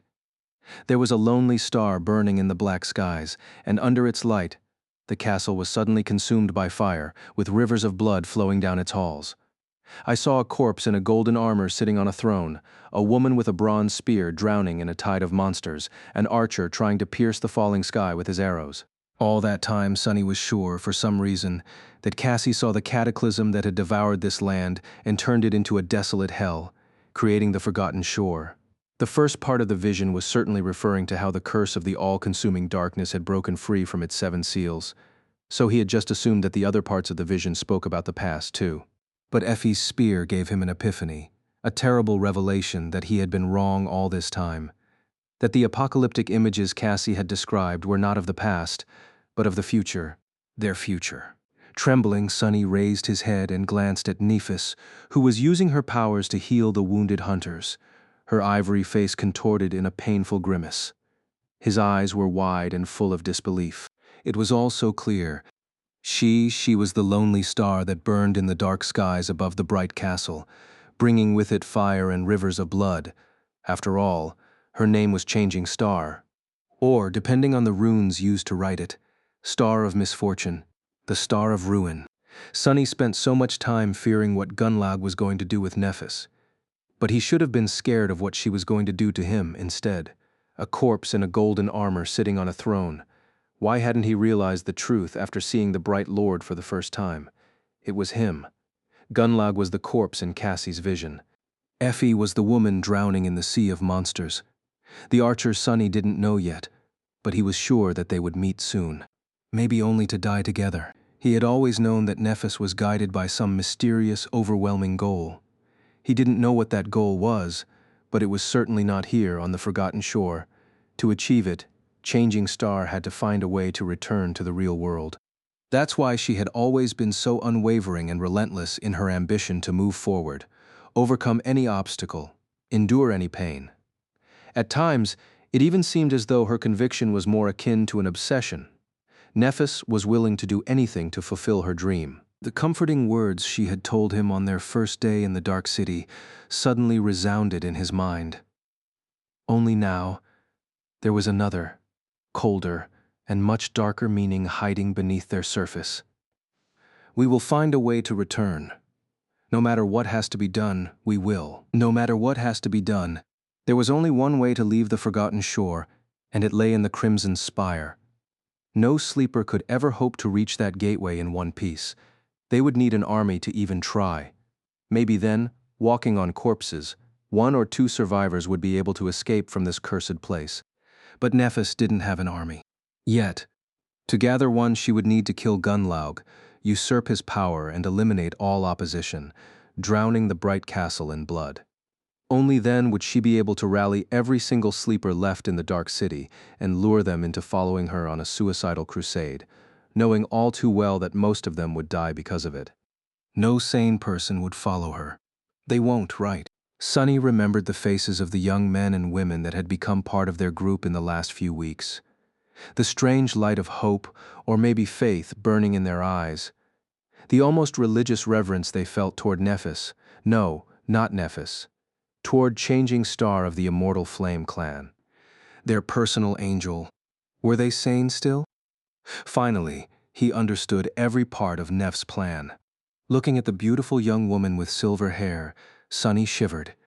And then there was the last part of the prophecy. On their way back, Sunny felt as though he was in a feverish dream. The magnitude of the revelation was too much for him. His mind felt weak, unsteady, and on the verge of breaking apart. He had never experienced such a deep feeling of shock. It was as though the very core of his being was violently shaken. He wasn't equipped with the right tools to cope with it. It felt as if he was on the verge of losing it. Sunny was truly horrified. Don't waste time trying to deal with your emotions. This is not the right time for feelings. You need to figure out how all of this affects you personally and what you need to do to turn things to your advantage. After all, what was there to be scared of? That many people would die. What did their lives and deaths have to do with him? Yes, as long as he was the one left standing in the end, this whole thing might actually turn out to be beneficial. Hadn't he spent the last weeks being afraid of what Gunlaug was going to do to them? Well, now he knew that Gunlaug was going to end up as a corpse. Problem solved. Wasn't he crushed by the news that he would spend the rest of his life in this odious hell? Well, now that wasn't a certainty anymore. That last part of the prophecy. Everything was well, better than ever. And yet no matter how much Sunny was trying to be rational, he just couldn't help but be filled with terror. In the crimson light of sunset, he found a reason to leave the lodge and walked to the edge of the stone platform. No one really cared that much about his whereabouts, so it wasn't hard to disappear for a while. No one noticed that something was bothering Sunny either. They were all accustomed to his moody behavior anyway. Only Cassie seemed to have picked up on something. And Castor, who pretended to be carefree but actually had a habit of watching anyone close to Nephis like a hawk. The bastard. Reaching the very end of the stone platform, Sunny turned around and looked at the outer settlement and the magnificent castle towering above it, with hundreds of sleepers rushing to find shelter before the coming of night. A cold and harrowing feeling gripped his heart. All these people are going to die. Neph was going to kill them. Was he willing to help her do it? For some reason, Sonny wanted to laugh. This whole situation was so sick and appalling that it was almost ridiculous. He was never an altruistic type, really. More than that, he always prided himself on being a cynical, selfish, and vicious person. But this was too much even for him. Grabbing his head, Sonny moaned. "What am I going to do?" At that moment, the sound of steps suddenly attracted his attention. A gaunt figure appeared from the slum and walked toward him. Sonny frowned. "Oh, right. That guy, I had completely forgotten about him." Harper stopped a few paces away and smiled timidly. "Sunless. Can we talk?" Chapter 16:1 Rubicon. Harper stared at him with that pathetic, timid smile frozen on his lips. In his eyes, there was fake friendliness, worry, and desperation. For some reason, Sonny felt a violent urge to erase the smile of his face. "You scum." In his rattled state, he was having trouble controlling his emotions. Something must have shown on his face, because Harper suddenly blinked and took a step back. But in the end, the desire to be allowed back into the bright castle won over his caution. He forced himself to stay still, hesitated for a few moments, and said, I wanted to thank you for inviting me into your home this morning." Sonny looked at the gaunt young man. In the twilight of dusk, his pale face was hidden in deep shadows. Finally, he answered, "Yeah, we can talk. Think, Sonny, think." But his mind was refusing to obey. Most of it was drowning in the sea of cold terror that had been summoned by the revelation of the future. What little remained was utterly disoriented. Sonny raised one hand and rubbed his face. "He's a spy. He's here to make it easier for Gunlog to kill us. What should be done?" In the morning, yes. Back before everything changed, Sonny had seen Harper reporting to one of the guards. He wanted to give the cowardly young man a beating and throw him out of the lodge, but that would be a wrong decision. The best thing to do was not to expose the unfortunate spy, but to feign ignorance and feed him false information. Yeah, that was the optimal way to deal with moles. As an aspiring spy himself, Sonny knew these things well. But would he even able to deceive Harper? By accident, the failed informant had chosen a perfect person as his mark. Sonny knew a lot of secrets and was incapable of lying. But he was also a master of deception. So, sunless, Sonny flinched and glanced at the gaunt young man. "Sorry, I'm a bit out of sorts after today's hunt. You wanted to talk?" Reassured, Harper smiled again. "You see, I wanted to thank you for everything that you had done for me, and for all the people here in the settlement. When I left the castle, I brought a very special item with me. I thought of sharing it with you." Sonny frowned. "A special item. I should see what his plan is exactly. Feed him a couple of little truths along with the lies, and then report to Neff in the morning. Right?" Harper, meanwhile, was nodding energetically. "It's a bottle of liquor. Every month, a few are sold by the artisans working in the garden. Getting one is very hard, but I was lucky. Would you like to come and try? My hut is nearby." Sonny got distracted for a few moments, but then forced himself to concentrate. What was Harper talking about? Artisans, liquor, luck. Why not? Giving Harper a nod, he gestured for the young man to lead the way and followed. As they passed other slum dwellers on their way to Harper's hovel, Sonny couldn't help but feel like they were surrounded by walking corpses. Most of these people were already dead. They just didn't know it yet. But he did. The weight of this knowledge was slowly crushing him. Harper's small hut was even more pathetic than the other hovels in the slum. It was crudely constructed out of rotting pieces of wood, with plenty of cracks to let the cold wind in. Inside, there was nothing except for a pile of seaweed thatch that served as a flimsy mattress and a low wooden table. Sonny could understand why the gaunt sleeper was so desperate to return to the castle. At least there was a door. Once inside, Harper looked around with embarrassment and invited Sonny to sit on the floor in front of the table. Then, he dug a glass jar from beneath the seaweed and placed it in front of him like a rare treasure. Producing a crude iron knife from somewhere, Harper then opened the wax seal of the jar, placed the knife on the table, and poured a milky white liquid into a chipped clay cup. "Here." He handed the cup to Sonny and smiled. Sonny received it and smelled the strange liquor. He remembered many people in the outskirts who had drowned themselves in the bottle or killed themselves with cheap stimulants and drugs. Luckily, he was always too paranoid to allow anything to alter his mental state. Plus, for a long time, he couldn't allow himself to die before accomplishing a certain thing. That's why Sonny was not too familiar with alcohol. Bringing the cup to his lips, he held his breath and downed it in one go. A pleasant warmth immediately spread through his body, bringing with it a bit of sweet solace. I can see the appeal. It wasn't too bad, really. Harper hurriedly refilled the cup and asked, I heard about the latest hunt. By gods, you have survived an encounter with a spire messenger. That must have been horrible. Sonny lingered for a bit, then shrugged. I just stood at the back. The gaunt young man shook his head. Still, you are incredible. I hear that you have been with Lady Changing Star from the very beginning, surviving more than 2 months in the labyrinth. Is this true? He was a really bad actor. Even if Sonny didn't know that Harper was a spy already, he would have sensed something strange at this point. But it was easy to pretend not to notice anything. Rats like me will tell you everything as long as you show them a tiny bit of respect, huh? Flushed because of the liquor, Sonny slowly smiled. Oh, yes. In fact, if it wasn't for me, she would have been long dead. Do you know how many times I saved her life? This part was entirely planned, aimed to create a false sense that Harper's plan to use pettiness and jealousy to loosen his tongue worked. However, the next words came out of Sonny's mouth on their own. Gritting his teeth, he suddenly paled and whispered, And for what? Huh? For this? This wasn't supposed to happen. How did this happen? Then, Sonny grabbed his head and forced out a dark laugh. This is bad. What am I even saying? Mistaking his terror for the sign of the liquor doing its job, Harper got a little braver. You must have fought side by side with Lady Nephis a lot. Sonny lowered his head, then shrugged. Yeah. The gaunt young man hesitated for a few moments, then cautiously asked, So you must have seen her aspect ability? Learn your enemy's ability. Learn their flaw. Learn their vices. That's how you kill them. Staring at Harper, Sonny suddenly remembered his first battle after meeting Nephis.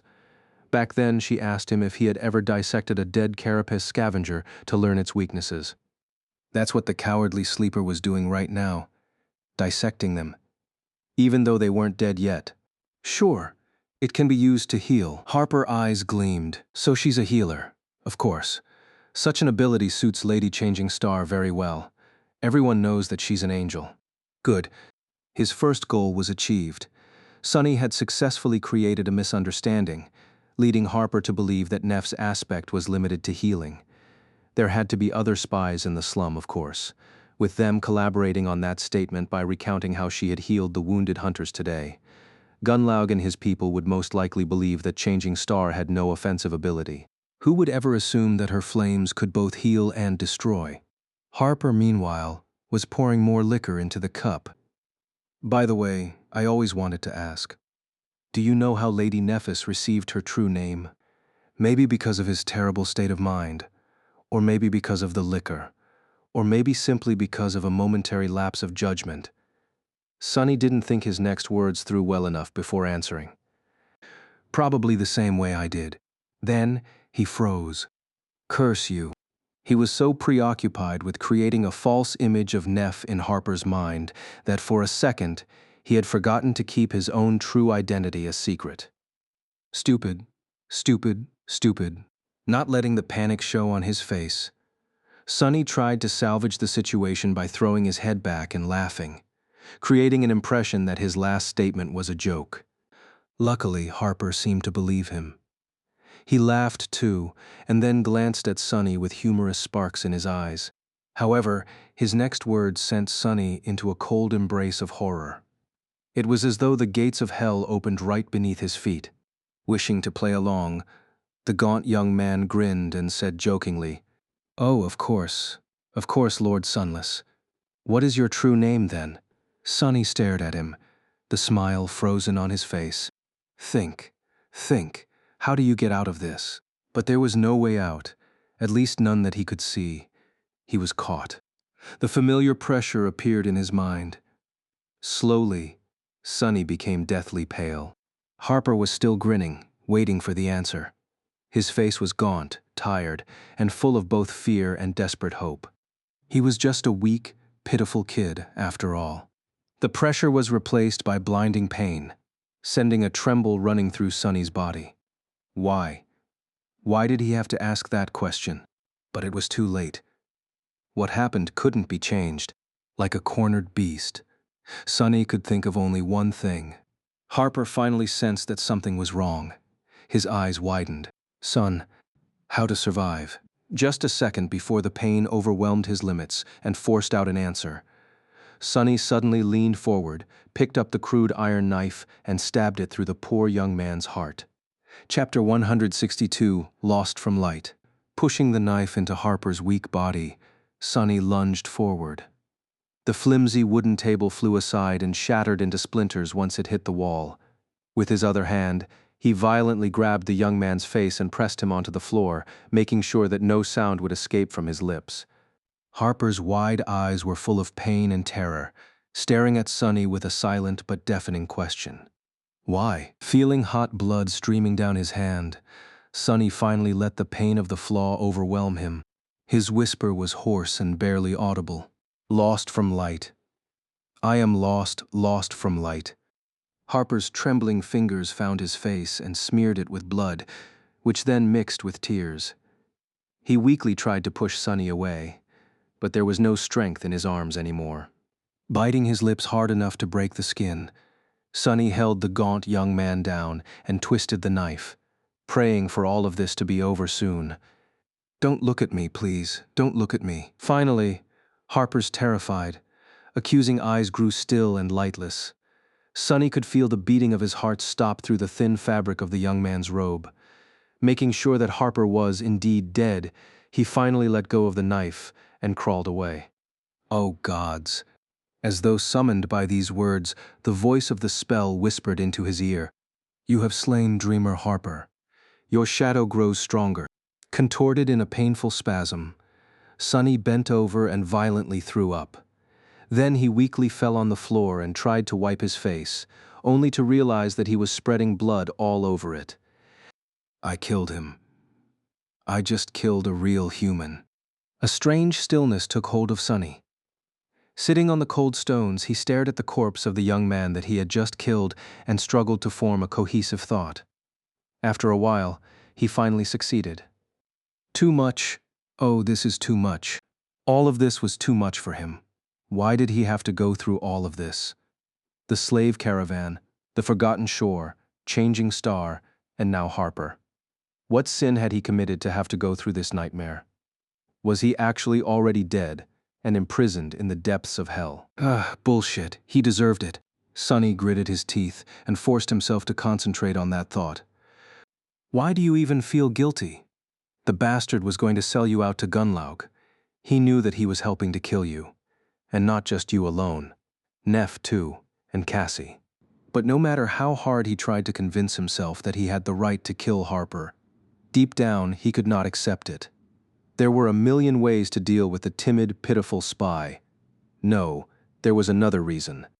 Come on now. There's no one else here. Why don't you be honest with yourself, for once? Just admit it. Don't you dare become a hypocrite. Sonny grimaced and ground his teeth against each other. Say it. Reluctantly, he opened his mouth and whispered, I killed him because I wanted to survive. I killed him because it was easy.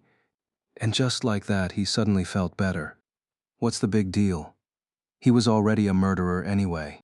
He was planning to help Nephis kill hundreds of people. Affected by the irony of the situation, Sonny barely stopped himself from laughing.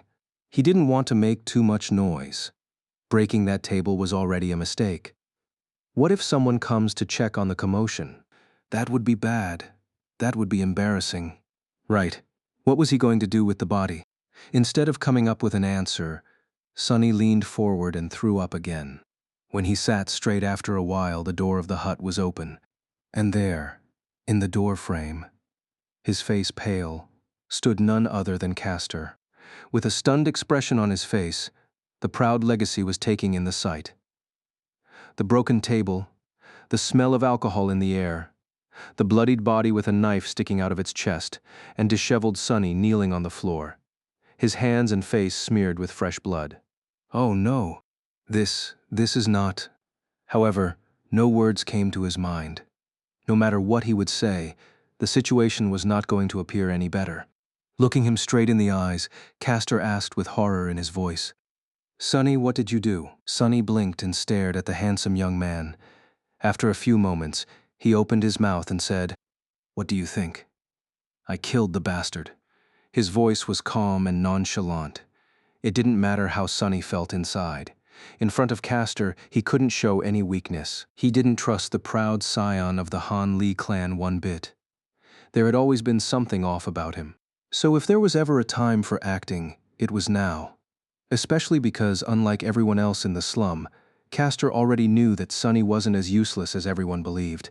He had known it ever since that night when the three of them fought a devil together. Killed the why did you kill him? Sonny stood up and shrugged. He was asking too many questions. Castor opened his mouth, stunned, then closed it again. After a few moments, he suddenly frowned. What kind of questions? It seemed as though he had realized something. Come to think of it, what was he even doing here? Oh, do I know Nephis well, what her ability is? How did she get her true name? Stuff like that. Without giving Castor the ability to react, Sonny wiped his hands with a bit of seaweed and added, "Actually, this guy Harper was sent over to spy on us by Tasai. I caught him making a report to a castle guard officer this morning." Castor remained silent for a while, then asked quietly, "Do you have any proof of that?" Sonny glared at him and raised an eyebrow. Is my word not proof enough? A wild thought suddenly appeared in his mind. Will I have to kill Castor too? Would he even be able to if it came to that? Not likely. Why, you don't believe me? Bad, bad. The situation was really bad. Depending on Castor's next words, Sonny could find himself in a sea of trouble, and he was powerless to do anything about it. Anxious and uneasy, he stared at Castor. The proud legacy lingered. After a while, he came inside and closed the door behind him. No, I believe you. Actually, I suspected this kid myself. That's why I came here after hearing that the two of you were seen going somewhere together. But Sonny, the others might not think the same. He smelled the air and grimaced. I am sorry to say that, but you have a reputation for having a bad temper. With alcohol added into the mix and no proof to connect Harper to the castle, you can see how this does not look good. That piece of crap. Sonny scowled, trying to pretend that he was calm.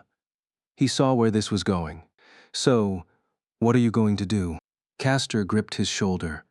Then, in a serious and grave voice, he said, What else? I will help you conceal everything, of course. We are comrades, after all. But, Sonny, no one can ever know what you have done here, especially Lady Nephis. This will be our secret. All right? Saying that, he looked Sonny right in the eyes and smiled. Chapter 163, The Past. Sonny stared at Castor with a grim expression. Despite the amiable smile and reassuring voice, he knew what the handsome legacy was doing. He grew up in the outskirts, after all. Castor had said, I will help you. But what he actually meant was, I will own you, because there was no better leverage than a gruesome secret. This help of his was going to come at a price. But what choice did Sonny have, really? Unless he was ready to fight and kill Castor right there and then, thus silencing the only witness of his crime forever, he couldn't refuse. Plus, what Castor thought was going to happen, and what would really happen, was not as set in stone as it seemed. As long as Sonny was alive, there was hope of turning things around somehow. He just had to get through this, one step at a time. Sonny forced out a smile. Thank you, Castor. I won't forget it.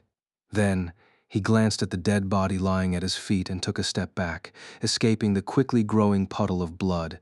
His face remained calm, but a small, almost imperceptible shiver ran through his body. So what do we do now? The proud legacy lingered, then said in a solemn tone, First things first, we can't let anyone see you like this. Wait here for a while. I'll bring something for you to clean yourself. Sonny sighed. He didn't really want to stay anywhere near Harper, but Castor was right. Walking around covered in blood was a bad idea. And then what? Castor hesitated. Then we will need to get rid of the body. But it won't be easy to do without being noticed, if not by slum rats, then by guards. Don't worry, though. I'll think of something. Just wait for me to return. Sonny hesitated, wondering if he could trust the legacy. What was going to stop him from returning with a crowd of people? But no, having Sonny in his pocket would benefit Castor more than getting rid of him completely. Still, he sent the shadow to keep an eye on things after the handsome young man went away. Left alone with the corpse, Sonny sighed and sat on the floor, resting his back against the flimsy wall of the hut. He was so tired. The night was slowly descending on the ruins, drowning everything in comforting darkness. Of course, he could still see the bloodied body lying motionless on the stones beside him. For the first time, Sonny wished that his eyes weren't able to pierce through the shadows. Harper's eyes were still open, staring at him accusingly. I am stuck with you forever, aren't I? Without even looking into the soul sea, Sonny knew that a new shadow had joined the silent ranks of every creature he had ever killed. All he could do was wait. Time slowly crawled. It was taking Castor a long time to gather everything needed without raising any suspicion. He had to avoid prying eyes and waste a lot of time conversing with people who constantly wanted to win his attention. At some point, even Cassie talked to him. Hey, Castor, have you seen Sonny? Away from their lodge, sitting on the floor near the corpse of a young man he had killed. Sonny smiled darkly and listened to what kind of excuse the legacy would come up with to account for his absence. After a while, his thoughts began to wander. He listened to the sound of rain falling on the stones outside and scowled. Rain always put him in a bad mood. Because of it, Sonny was always reminded of the past. Unlike Nephis, whose past was clouded in mystery and screamed of tragedy, he came from a simple background. His story was more mundane than tragic, a trivial story of unfortunate people living hard and bitterly in a dying world. Sonny's parents were both menial workers. They were poor, but not destitute. His dad was employed by one of the numerous maintenance crews that took care of the city's outer barriers. His mom worked in an underground factory that produced air filtration systems. Together, their income was barely enough to afford a small cell in one of the human hives in the outskirts. Several months after his sister Rain was born, when Sonny was around 4, his father was killed in a work accident, which was not a rare occurrence among the city maintenance workers. 3 years after that, his mother got sick and eventually passed away. Factory workers like her often got sick and died due to the harsh conditions, so it wasn't a rare outcome either. Sonny and Rain were sent to a government childcare facility. His sister was young and cute, so she was eventually adopted. Sonny, however, was older and had behavioral problems, which made him pretty much completely undesirable. After enduring a few years in a series of increasingly vile foster homes, he finally managed to run away and learned how to survive on the streets of the outskirts. Out there on the streets, there were a lot of kids just like him, who had to do all sorts of distasteful things every day just to live to see another sunrise. However, even then, most of them didn't last long. It took a very special kind of creature to survive there. Sonny was one such creature. A part of this was pure luck. A part of it was that he was smart, but mostly, it was because he had a goal. Sonny refused to die before finding his sister. Somehow, he had convinced himself that she was waiting for him to find and save her. One day they were going live happily again, like a family, together. This misguided goal kept him alive more than anything else. Of course, it didn't end well. Nothing ever did in this damn world. Sitting just a few centimeters away from a puddle of human blood, Sonny chuckled and rubbed his face. Was there even such a thing as a happy ending? What is taking that bastard so long? Granted, he knew exactly where Castor was and what he was doing. Currently, he was raising his hand to open the door of Harper's hut. Sonny tiredly picked himself up from the floor and shook off the weight of reminiscence. What was the point of remembering the past? He had to survive the future. Chapter 16:4, Parting. Castor brought him water, strips of cloth, and a crude tunic. While Sonny was washing the blood off his body, the proud legacy carefully moved Harper's corpse into a corner, buried it under the pile of seaweed thatch, and wiped the blood off the floor as much as he could. This way, An accidental glance inside the hut would not reveal too much. Of course, even a little bit of scrutiny, and the signs of what had happened here would become apparent. While doing all this, Castor was speaking. The easiest way to get rid of a corpse is to simply toss it off the platform. With luck, it won't land on the road, but even if it does, no one would pay it a lot of attention. People die all the time out here in the dark city, especially those living in the outer settlement. He paused, then continued. However, we can't do that, because Harper isn't just a random slum rat, but someone who is working for the Bright Lord. The guards will become interested in his sudden death, and they'll use it to create trouble for you and Lady Nephis, so we need to make him disappear completely. That won't be easy. Sonny glanced at him and frowned. What's the big deal? I can just carry him down the hill and dump the body somewhere in the ruins. It's night outside. No one will see anything. Castor shook his head. Castle Guard has various types of observers watching the road day and night. You will be noticed. Unless someone persuades them to look the other way, of course. He sighed. It won't be cheap, but I can make it happen. Tomorrow after sunset, you will have about an hour to carry the body to the ruins and return. Sorry, but I can't buy you more time. This will wipe what little shards I have left already. His voice sounded as though the handsome young man was genuinely concerned for his comrade. But in reality, he was just reiterating how much Sonny owed him now. And if that message was not enough, he could always threaten to reveal the secret of how Harper died in the future. Castor had him in the palm of his hand. Sonny smiled darkly. And what do I do until then? The legacy shrugged. Just act natural and try not to speak to anyone. You're kind of a loner as it is. No one will suspect anything. After that, he thought for a few moments and added, Oh, this. No one should enter this hut for a long while. Harper lived in the castle for these past few months, so people in the slum won't notice his absence yet. Neither will guards, since he made a report recently. We should be fine. Sonny stared at him with a strange expression. What? He shook his head. No, nothing. I'm just wondering how many bodies did you make disappear already? Castor frowned. This is my first, actually. In the dark city, it is usually more advantageous to leave the body somewhere where everyone can see. Made sense. Why kill someone if not to make others think twice before attacking you in the future? Sonny was a real amateur when it came to murder. He really could not compete with the legacies. Just like that, they left the pitiful hut behind and returned to the lodge, with no one paying him any attention. Sonny returned to his room and sat quietly on his narrow cot. He thought that he wouldn't be able to sleep this night, tormented by both the knowledge of what Nephis was planning and the memories of Harper dying by his hand. But in the end, his exhausted consciousness slipped into oblivion as soon as his head touched the pillow. In the morning, he woke up with a start, expecting a crowd of furious slum dwellers to be rushing inside, all eager to, well, what could they really do? If push came to shove, very few of them could actually harm him. But no one was there. After hesitating for a while, he decided to act as he would on any other day. Leaving his room, Sonny walked outside to wash his face. Neff's little helpers either greeted or ignored him, just like usual. Their smiles were friendly and fleeting. No one looked at him twice. Strangely disturbed, Sonny escaped the lodge and looked up at the sky. Nothing had changed. Everything was the same as it had been yesterday, and every day before that. How could this be?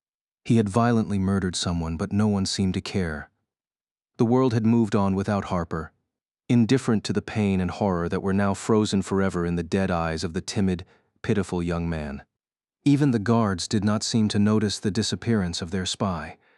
Sonny rubbed his face, hiding a pained grimace. His head hurt with a terrible migraine. If they don't care, why should I? Forget about that fool. But he did care.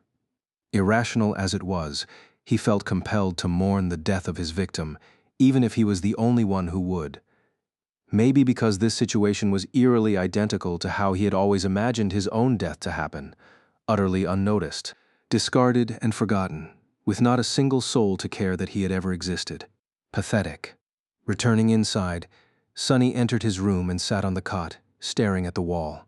He spent most of the day there, going out only once to pretend to train with the Midnight Shard. While he was repeating the katas, he thought that he caught sight of Nephis observing the movements of his sword with a frown on her face. But a second later, she was distracted and drawn away by the never-ending torrent of tasks required of her. Good riddance. Go chat with Castor, see if I care.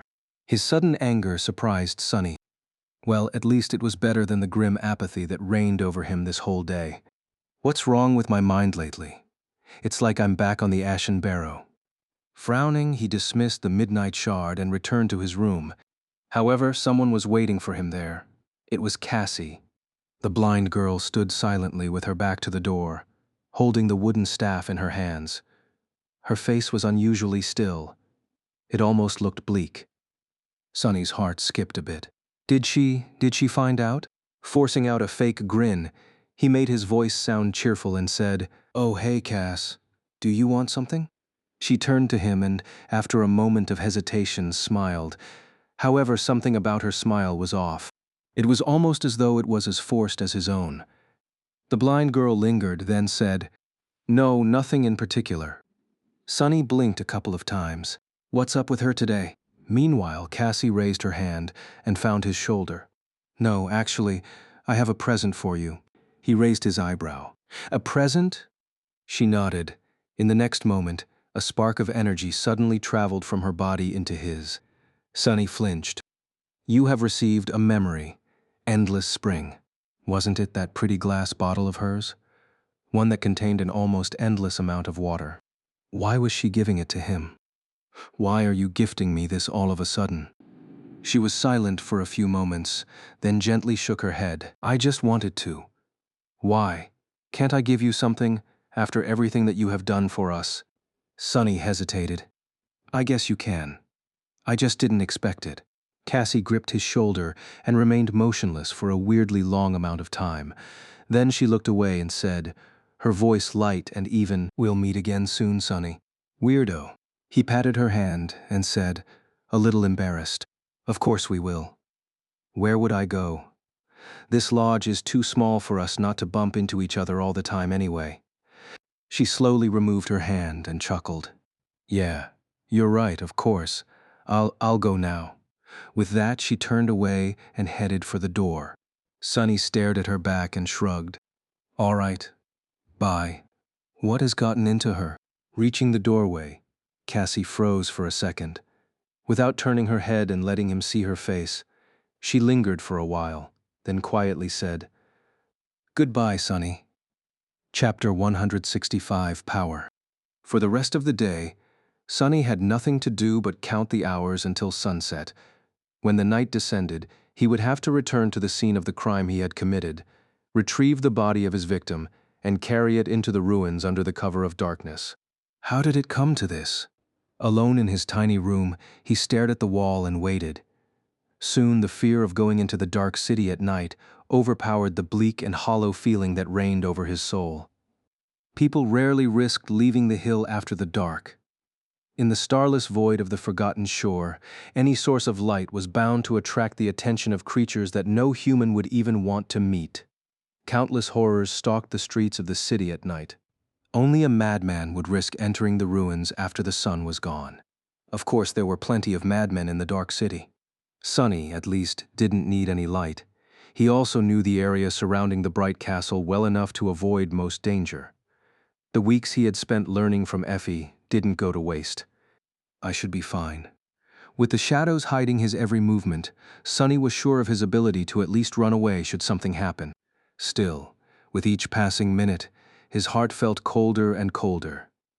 When the shadow of the crimson spire drowned the world and colored his thoughts with the eerie feeling of dread, he gritted his teeth. It's almost time. However, before the sun completely disappeared, another unexpected guest appeared at the doorstep of his room. Looking at Sunny with a scowl, Nephis gestured for him to stand up and said in an even tone, "Come with me." Sunny's heart skipped a bit. What? What does she want? Suppressing the sickly fear of being caught, he lingered for a few moments, then slowly stood up and followed Changing Star out of the lodge. Together, the two of them walked to a secluded part of the slum. Neph remained silent, not even looking in his direction. She seemed calm, like always. Sunny, however, struggled to keep himself from panicking. Various thoughts, one darker than the other, found their way into his head. Did that bastard Castor tell her everything? Finally, they reached the remote alley where no one would have been able to overhear their conversation. It was filled with nothing but the crimson light of sunset and deep shadows. Turning around, Changing Star looked at him with a frown. Sunny met her gaze, his face grim. He felt as though he was staring at his judge and executioner. "I've seen you practicing with the sword today. Your moves were weak and aimless.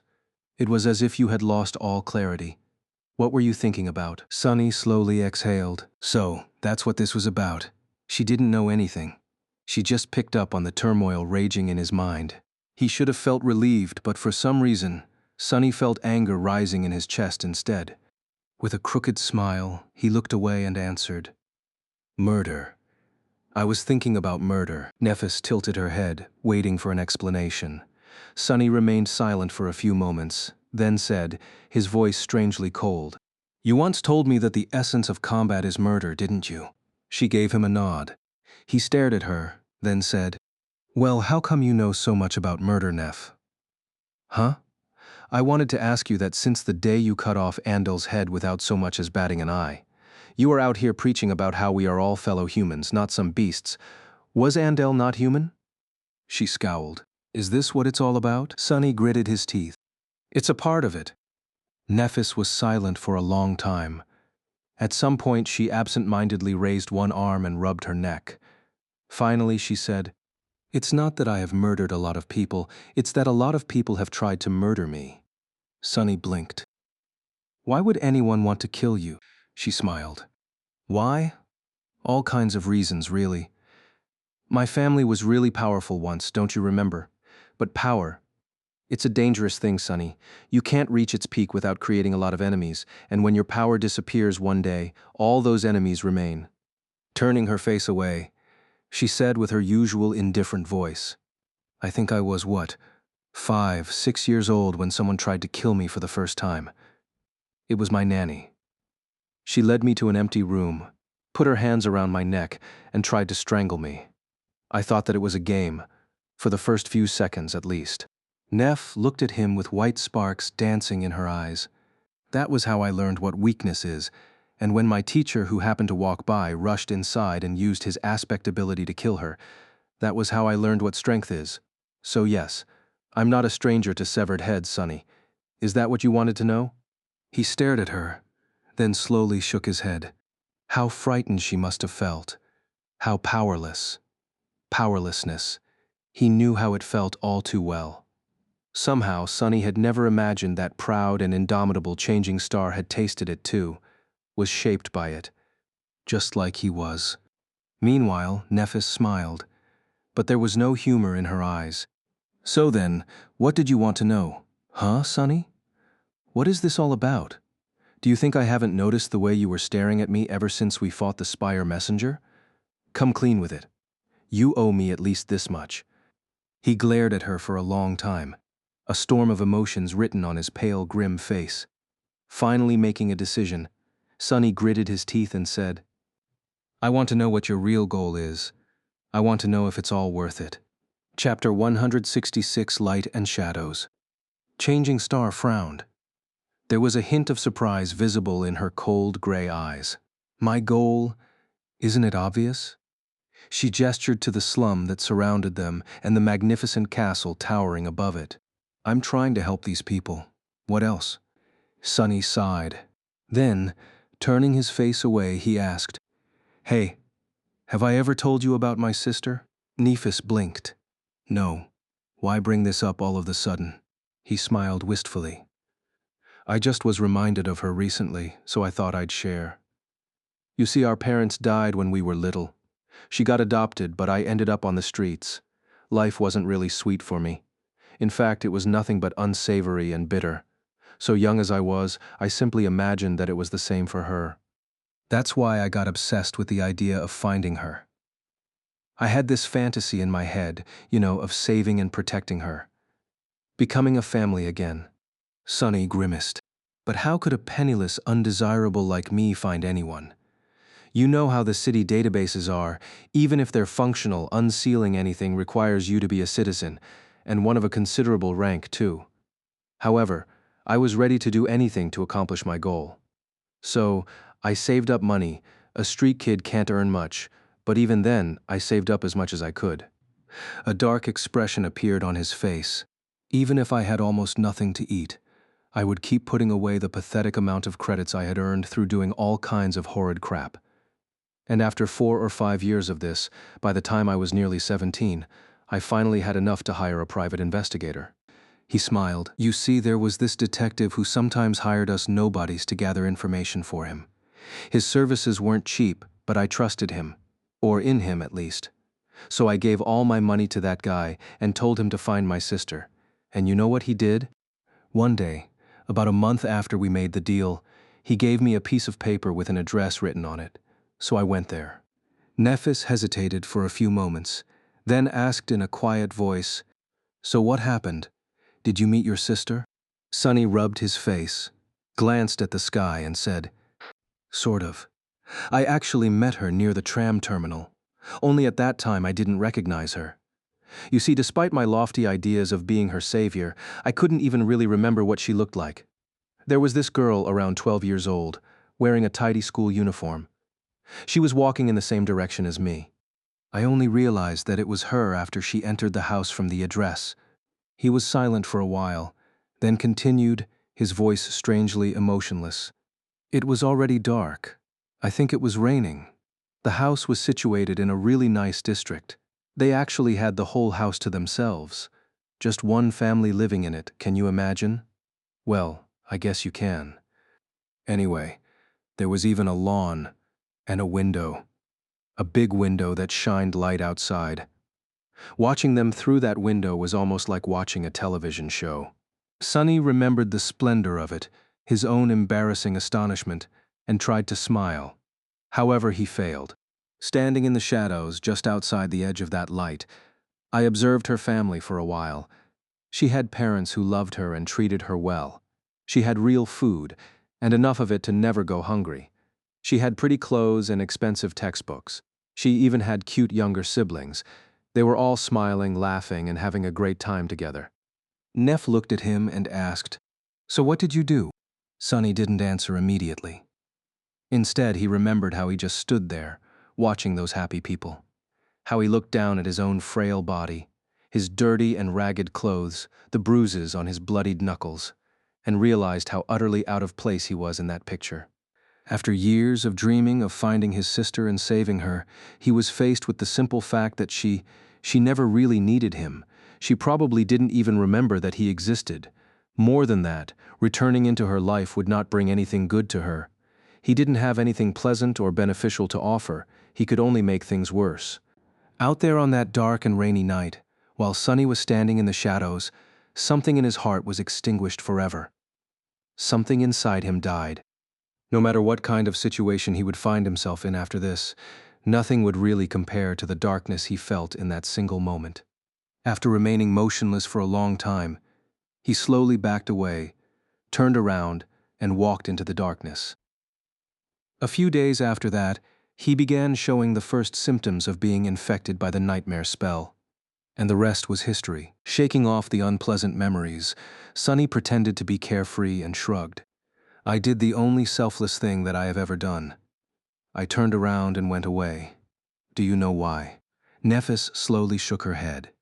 Sonny grinned, the anger finally finding its way into his eyes. "Because even a cretin like me was able to realize that the person he wanted to save didn't need his saving. So please tell me, Neph, why is it that you, with all your intelligence and clarity, can't seem to do the same?" She stared at him, a deep frown appearing on her face. "Are you implying that I lied about my intention to help these people? If so, you are wrong." Sonny clenched his fists.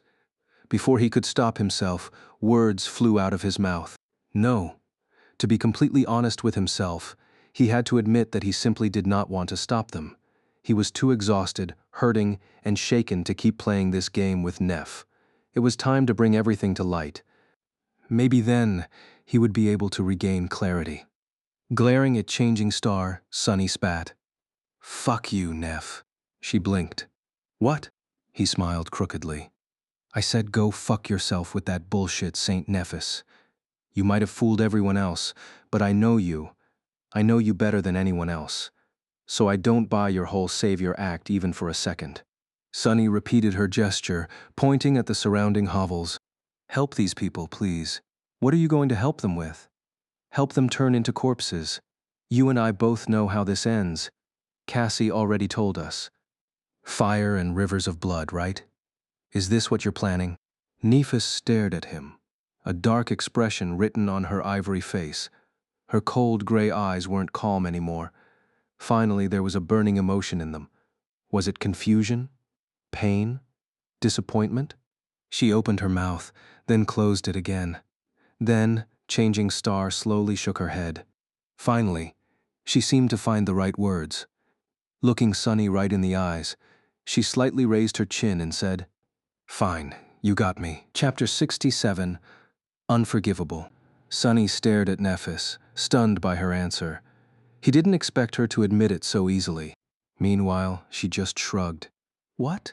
Was I supposed to deny it? Why should I? You are the one who is obsessed with lies, Sunny, not me. The corner of Changing Star's mouth twitched. Actually, I have to thank you. If it wasn't for you, I would have never learned how to deceive people so easily. I had a very sheltered upbringing for obvious reasons. Communicating with others had always been something I knew very little about. She smiled darkly. How fortunate it was to meet you, of all people, on this forsaken shore. Lucky me, right? Sunny blinked. What was she talking about? He remembered how, during their journey to the Dark City, Nephis had tried to mimic Cassie in how she spoke to people. Had she been studying him too?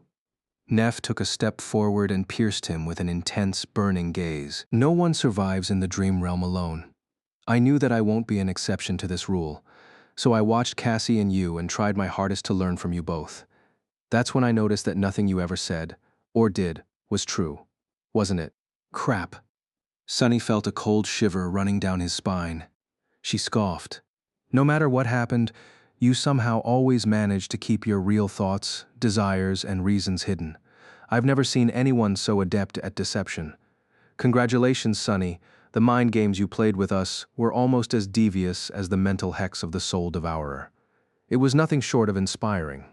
Changing Star paused and shook her head. You can even easily turn truths into lies. How brilliant. I never even knew that such a thing was possible. Silly me. I didn't know a lot of things before I met you. She smiled. So, you see, while you were learning how to use a sword from me, I was learning how to use people from you. So please, Sunny, accept my sincere gratitude. I could not have wished for a better teacher. Without you, none of this would have been possible. Nephis raised her hand and stabbed a finger at him. Then, with anger in her voice, she spat. So where do you get the audacity to blame me for doing the same thing you do to everyone you ever meet? Sunny trembled. Was she telling the truth? Did Neff actually learn how to be this manipulative and vile from him? Oh no, someone that inexperienced couldn't have found a worse role model even if they tried. What a cruel twist of fate to be sent into the dream realm together with a damaged, vicious man like him. Sunny gritted his teeth. That's not the same. Changing Star scowled. How is what I am doing different? I haven't told a single lie to these people. I gave them just enough truth to make them deceive themselves, just like you taught me. But what? Now that it was turned around on you, it is suddenly not fair. Now you won't settle for anything less than the whole truth. She smirked. Fine, I'll tell you. Yes, you are right. There's going to be fire and rivers of blood. That is my plan. So what? How is it worse than this pathetic, hopeless existence? It isn't. I am going to kill Gunlaug after he is dead. The Bright Castle will become engulfed in a civil war, with each of the 5 lieutenants vying for the throne. I am going to kill them too, and when I am the last one standing. Her eyes glistened. I will gather those of us who remain alive, and make a road of bones for the lucky few to reach the gateway. That is my promise. That is the salvation I offer to the people of Dark City, a chance to return to the real world or die like a human should, standing tall and with a sword in their hand, instead of living in fear like a rat. I thought that you, of all people, would understand." Sunny stared at her in disbelief. How could, how could she be so nonchalant about the idea of causing the deaths of so many people? Had their lives no value in her eyes? But then he realized that he was looking at it all wrong. He was looking at it from his own perspective, the perspective of someone who was used to surviving at all costs, to putting survival above all else. However, that was how his old self had viewed the world. After coming to the forgotten shore, Sunny had learned that there were things more valuable than staying alive, and he learned it from Neff. To her, a life that was not worth living was that much worse than a worthy death. Maybe, in her mind, she really was trying to help these people. But who gave her the right to make that decision on their behalf? Shaking his head, he whispered, "Is it really so terrible to live here? Is Gunlaug really so bad that you would rather see all of us die than let us remain under his rule?" A dark expression appeared on Changing Star's face. With cold contempt ringing in her voice, she said, "Gunlaug has done many despicable things, but I won't judge him for those. Who knows if any of us would have done any better? Keeping 1,000 hopeless people alive in this hell is the kind of task that can turn a saint into a demon. No, there is only one crime he committed that I can never forgive." Sunny raised an eyebrow. "Which one?" She lowered her chin and gritted her teeth. "It's that he gave up." She looked at Sunny and said, her voice full of intensity, "It's that he never even tried to reach the gateway. With so many years to prepare and hundreds of powerful fighters under his command, do you really think that there was nothing he could do to enter the Crimson Spire? No, no. He simply changed his mind. Why return if he can live like a king here, in the Dark City? He abandoned his duty as an awakened and submitted to the spell. And because of how he reigned, destroying people before they grew powerful enough to threaten his rule, Gunlaug also prevented anyone else from trying. However, Sunny glimpsed something else from what Nephis had said, a hint of her true motivation. The words she chose to condemn Gunlaug were just too peculiar. Despite the fact that the Bright Lord had committed all sorts of atrocious acts and caused the deaths, humiliation, and sorrow of countless people, the thing that enraged Changing Star the most was not his corruption and cruelty, but something entirely different. The fact that he had submitted to the spell and failed to complete his trial. Considering which family she hailed from, was this the key to her mysterious goal? Frowning, Sunny asked, "Don't you think that maybe he just wasn't willing to see hundreds of people die? All these young men and women living in the outer settlement and the Bright Castle. How many of them are you ready to sacrifice to achieve your goal?" He grew silent, afraid that her answer would confirm his suspicion. Neff straightened her back and glanced at him. Once again, her eyes were firm and calm. Without pausing to think, she said, not a shadow of a doubt in her voice, "All of them, of course." Chapter 168, Outside. Sunny grimaced and turned away, feeling a terrible headache. The sun was almost gone, and the night was following in its footsteps. He didn't have much time left. With a desperate smile, Sunny looked at Changing Star and asked, "What can be so damn important? What can be so valuable that you are ready to condemn everyone here to death?" He shook his head, guessing that he already knew. "Don't tell me that it's some stupid crap like bringing the glory of the immortal Flame Clan back. Duty of the Awakened? What? You gave a terrible oath to become the first human to conquer the fourth nightmare, like your father conquered the third, and your grandfather the second. Or even worse, is it something even more foolish? Are you planning to save the damn world?"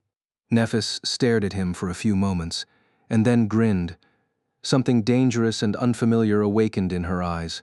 No, not completely unfamiliar. It was the same strange, maniacal glimmer he had seen once before, right after saying the three strange words to her. Aster, Song, Veil. Back then, for a few moments, Changing Star had turned from a calm and composed young woman into someone he wasn't sure he recognized anymore. With a soft chuckle, Neff shook her head. "Save the world? No, I'm not going to save the world, Sunny." Then, the smile disappeared from her face, and white flames suddenly ignited in the depths of her cold, gray eyes. With dark and frightening conviction, she said, "I'm going to destroy it." Her words echoed in the darkness, making Sunny feel an irrational feeling of dread. He stared at her, both failing to comprehend and afraid to believe in what he had just heard. Destroy the world? What? Deeply inhaling the cool air, Changing Star looked up at the sky. This world, Sunny. This cursed place. The dream realm. No, I won't be the first one to conquer the fourth nightmare. I will be the first one to conquer every nightmare. I'll go through them one after another, destroying anything and anyone who stands in my way. And when I get to the heart of the nightmare spell, I'm going to obliterate every part of it. I'm going to rip it to shreds. I'm going to decimate and bring it to ruin. She looked him in the eyes and said, "You think Gunlog can stop me? You think a fallen terror can stop me? Those 3 ghouls can stop me? No, Sunny. Nothing will stop me. Anyone who dares will die. I'll kill them all." Taking a step back, Sunny stared at her with wide eyes. He shivered, feeling something cold touch the back of his neck. Then he grimaced and asked, a hint of anguish in his voice, "Why? Why do you want to destroy the spell so much?" A corner of Changing Star's mouth curled up slightly. After a few moments, she simply said, "Because I hate it." Sunny blinked, stunned by the simplicity of that answer. If it was someone else, he would have thought that they were lying. But Nephis lived in a strange, stark world. She did things simply because she wanted to, and apparently wanted to destroy an eternal, omnipotent existence, simply because she hated it. Why the hell not? He closed his eyes and whispered, "You are actually insane." Neph smiled. What does it mean to be insane in a world that has gone mad? I would be wary of anyone who remained perfectly sane in this hell. Then she sighed. "So, are we done here? Or do you have more questions? The sun is almost gone, so you'd better hurry up and ask them."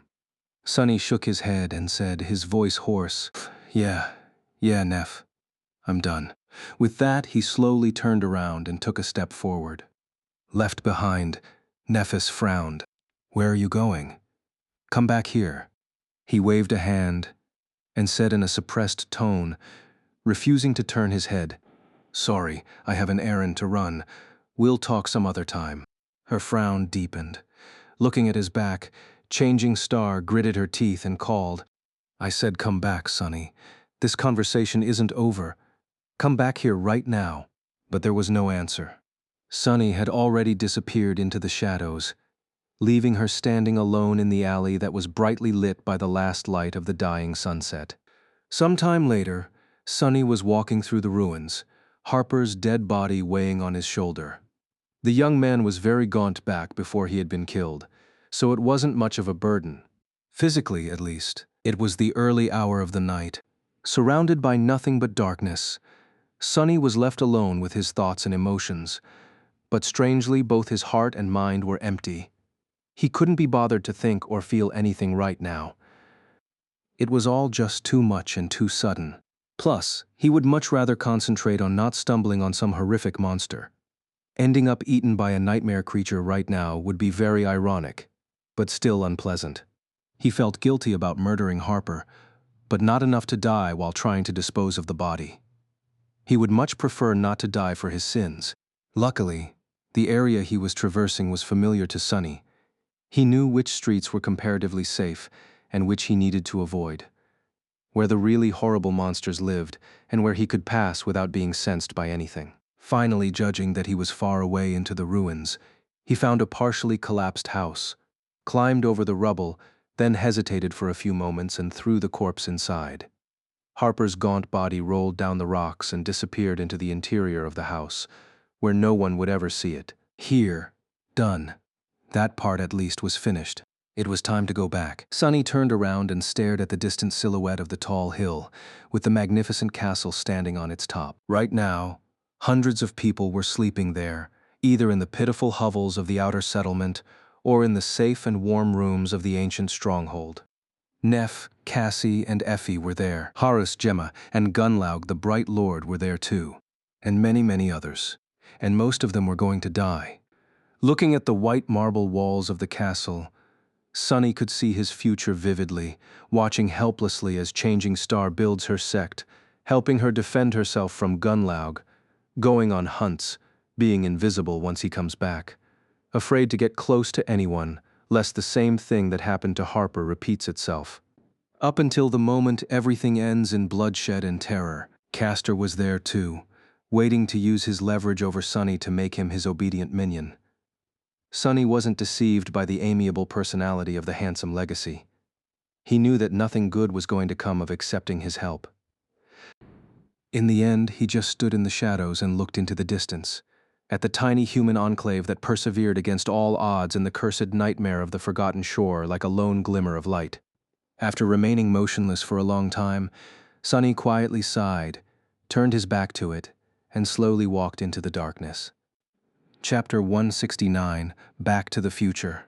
3 months later, Sonny was back at the castle. Well, to be precise, he had returned here once before, to buy a few items that were hard to come by in the ruins. However, back then, Nephis and her cohort had been away on a hunt. No such luck today. The moment he had been dreading for so long was finally here. Hearing Changing Star's voice, Sonny slowly turned around, glanced at her, and forced out a smile. "Hey, Neph, long time no see." He tried to sound casual, but a slight tremble betrayed the storm of emotions raging in his heart. Why did she have to be here? The turmoil of their sudden meeting was exasperated by the fact of how different they looked. The past months only made Nephis appear more radiant and splendid. Her white armor was pristine and graceful, her silver hair clean and combed. Sonny, on the other hand, looked like a pile of dirt that had somehow come to life. Both he and the puppeteer's shroud had seen better days. He didn't want to see her, but even more than that, he didn't want her to see him in this sorry state. What if Neph gets the ridiculous idea that he was somehow miserable after falling out with her? Nonsense. He was doing better than ever. He lived in a palace, ate delicious food every day, and had even become incredibly wealthy. If anyone should be miserable, it would be her. You do realize that you said that out loud, do you? Sonny blinked, remembered where he was, and stared at Changing Star in shock. Huh, what? She smiled with a corner of her mouth. You just zoned out and mumbled, "Why did she have to be here?" under your breath. That was not very polite. Sonny hid his embarrassment behind a grin and said, "Yeah, well, I meant it." Neff sighed. "I'm glad to see you too, Sonny. It's good that you're alive." Trying to conceal his discomfort, he shrugged. "What? You didn't expect me to survive without you?" She looked at him for a while and slightly shook her head. "No. On the contrary, I knew that you would be fine." Then, she paused for a moment and added in a flat tone, "After all, a cockroach like you is not easy to kill." Sonny scoffed. Now who's being impolite? Nephis stared at him in confusion for a couple of moments, then chuckled. "Oh, sorry. I meant it as a compliment." He was glad to see Neph, too. As much as Sonny wanted to deny it, he had desperately missed her calm presence. Somewhere along the way, without even noticing, he had grown reliant on having her by his side. But meeting her was also a nightmare. After all, nothing had really changed after their bitter quarrel. Even though the intensity of it all diminished, the future that Cassie had foretold was still inevitable. Now that the initial shock of running into Changing Star disappeared, Sonny took a closer look at her. Nephis looked stronger. He didn't know how much soul essence she had been able to absorb while he was gone, but it seemed like it was a lot. Neph was always confident and arresting, but now her presence grew to a completely new level. But then again, he was not the same weak fool either. The Dark City had made him into a fearsome creature as well. The months he had spent hunting monsters in the absolute darkness of the cursed ruins turned him stronger, smarter, and much more deadly. If a little bit insane, Sonny doubted that any human on the Forgotten Shore had killed as many powerful nightmare creatures as he had in the same amount of time, at least not in single combat. Don't go on a tangent and forget where you are again. With a flinch, Sonny realized that he had been silent for a long time.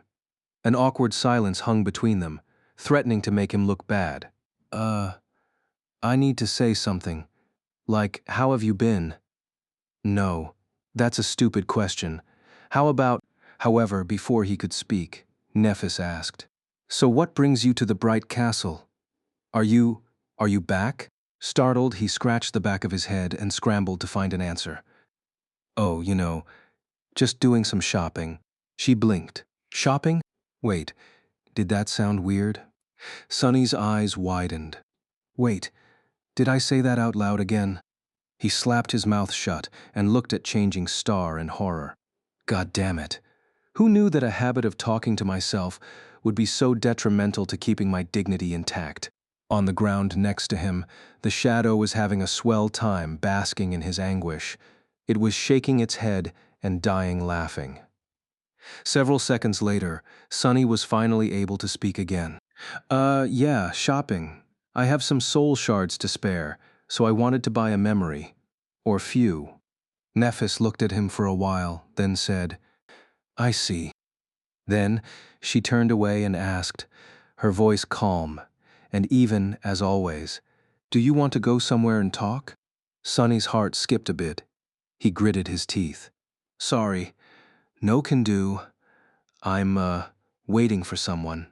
Changing Star lingered for a few moments, then asked, You're hiding in that alley because you're waiting for someone. Who are you waiting for, Sonny? He waved a hand. Oh, a friend. Well, more like an associate, really. An acquaintance? Neff remained silent for a few moments, then said in an even tone, You can just say no.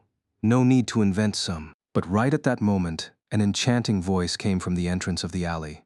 Sonny? Hey, are you here? Turning around, Sonny saw a beautiful young man with gorgeous auburn hair and mesmerizing green eyes enter the alley. He was wearing an armor made out of burnished brown leather and blue silk clothes beneath, all of which fit him perfectly. On his face, there was a bright smile. It was Kai Knight, whatever his name was. Sonny exhaled with relief. What do you mean invent? See, he's right. However, the words died on his lips. Because, when he turned to Changing Star, he saw something that he had never seen before. Looking at the young man whom he had set free from the bottomless dark well, Nephis took a step back. Her face was pale, and her eyes were wide and glassy. She seemed to be consumed by absolute utter horror. Chapter 170 Star-Crossed. Sonny had never seen Nephis show fear before, not to mention being truly horrified. Instantly, every muscle in his body tensed, and a cold shiver ran through it. It can't be. It can't be. She was a person who faced demons and fearsome abominations without even flinching. What could scare her so much? Was he mistaken? Was Kai an incarnation of some primordial evil after all? How could this be? Panicking, he turned back to face the charming young man and outstretched one arm, ready to summon the Midnight Shard. Not that it would help if even Changing Star was scared. But, to his surprise, Kai wasn't showing any signs of being an ancient terror. In fact, he was looking at him with a cute expression of confusion. Sonny? Who is your friend? No, it didn't make any sense. Not only was Sonny sure of his judgment, he had also seen multiple people greeting Night as though they knew and liked him. He couldn't be a nightmare creature. Then what was wrong with Nephis? Keeping his shadow's gaze on the charming archer, Sonny slowly turned back and glanced at Changing Star. She was still standing there, seemingly paralyzed by fear. What was going on? Neph? She flinched and tore her eyes away from Kai. After a few seconds, Changing Star cautiously leaned forward and whispered, Sonny, what is Night doing here? He frowned. He's the friend I was telling you about. She lingered, then shook her head. No. I mean, what is he doing here? The emphasis was on the word here. Where else would he be? Completely lost, Sonny struggled to understand what was going on. Maybe she knew something about the kidnapping. That didn't make sense. Finally, he said, I saved his life in the ruins, so he's doing me a favor in return. Nephis stared at him with desperation, then shook her head again. No, I mean, what is Night doing here, on the Forgotten Shore? Sonny scowled. Did you guys know each other in the real world? Nephis looked at him with a funny expression. She opened her mouth, then closed it again. Finally, she forced herself to speak. You don't know who he is. Meanwhile, Kai, who was politely staying silent through this whole weird conversation, smiled dazzlingly and said, "He really doesn't. Isn't it wonderful?" Sunny gave him a dark look. "How would I know who he is?" "Make sense, please." Neff was silent for a while, then loudly whispered, "That's Night, you idiot. Night from Nightingale. The Night." What was she going on about? He had no idea what that meant.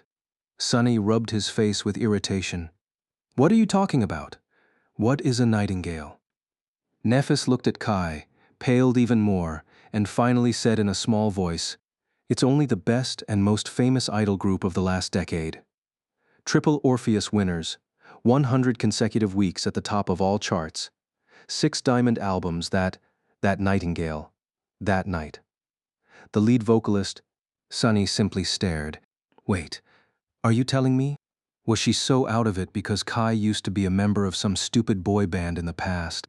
Changing Star was not horrified. She was starstruck. He remained silent for a while, and then exploded into laughter. "Gods, oh gods. Nephis is a fangirl. What the spell? That's too funny. Come to think of it, when they first met, she had been wearing headphones the whole time. He should have realized that Neph was into music much earlier. Mighty and stoic Changing Star, brought down by a dainty idol boy. That was just too hilarious. He wasn't even jealous. What were the chances of meeting her bias in the damn dark city?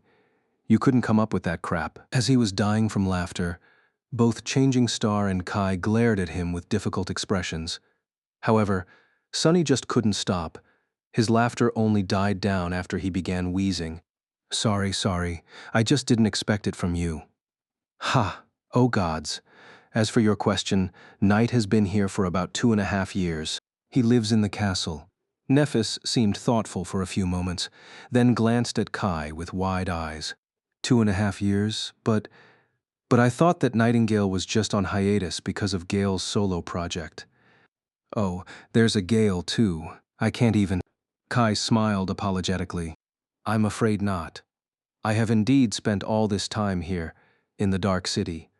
My agency had to come up with some cover story, I guess. With how things are, they can't even spin things and release a posthumous album, poor guys. You know, since I'm not technically dead, or even hollow, just asleep." Neff gave him a shy nod. "Oh, I see." Trying to remove the awkward atmosphere, Kai offered her another smile. "By the way, it's so nice to meet another friend of Sunny's. What a surprise. I thought that he was a complete, a solitary person. I'm sorry, but I didn't catch your name. Was it Neff?" Looking at him, Sunny grinned. Then he cleared his throat and said in a relaxed tone, "Oh, right. I forgot to introduce you. Sorry, my bad night. This is Nephis, although these days she goes by another name. You might have heard it meet Changing Star of the Immortal Flame Clan." Now, it was Kai's turn to stare at Neff with horror. The corner of his eye twitched. However, perhaps due to his idol training, he managed to hide his emotions much faster. Blinking a few times, he lingered for a moment, and then said in his smooth, enchanting voice, "Oh, it's a pleasure to meet you, my lady. I have heard so much about you. It's an honor." Nephis turned away, trying to hide a hint of blush on her cheeks. Staring at the wall of the alley, she hesitated, then awkwardly said, "So, your friend is already here, Sunny. Can we go have a talk now?" She glanced at him and added after a bit of hesitation, "I have something important to discuss with you. It's a matter of life and death." Chapter 171, Tether. Sunny blinked a couple of times, digesting her words. A matter of life and death, if Nephis used these words. The situation was indeed dire.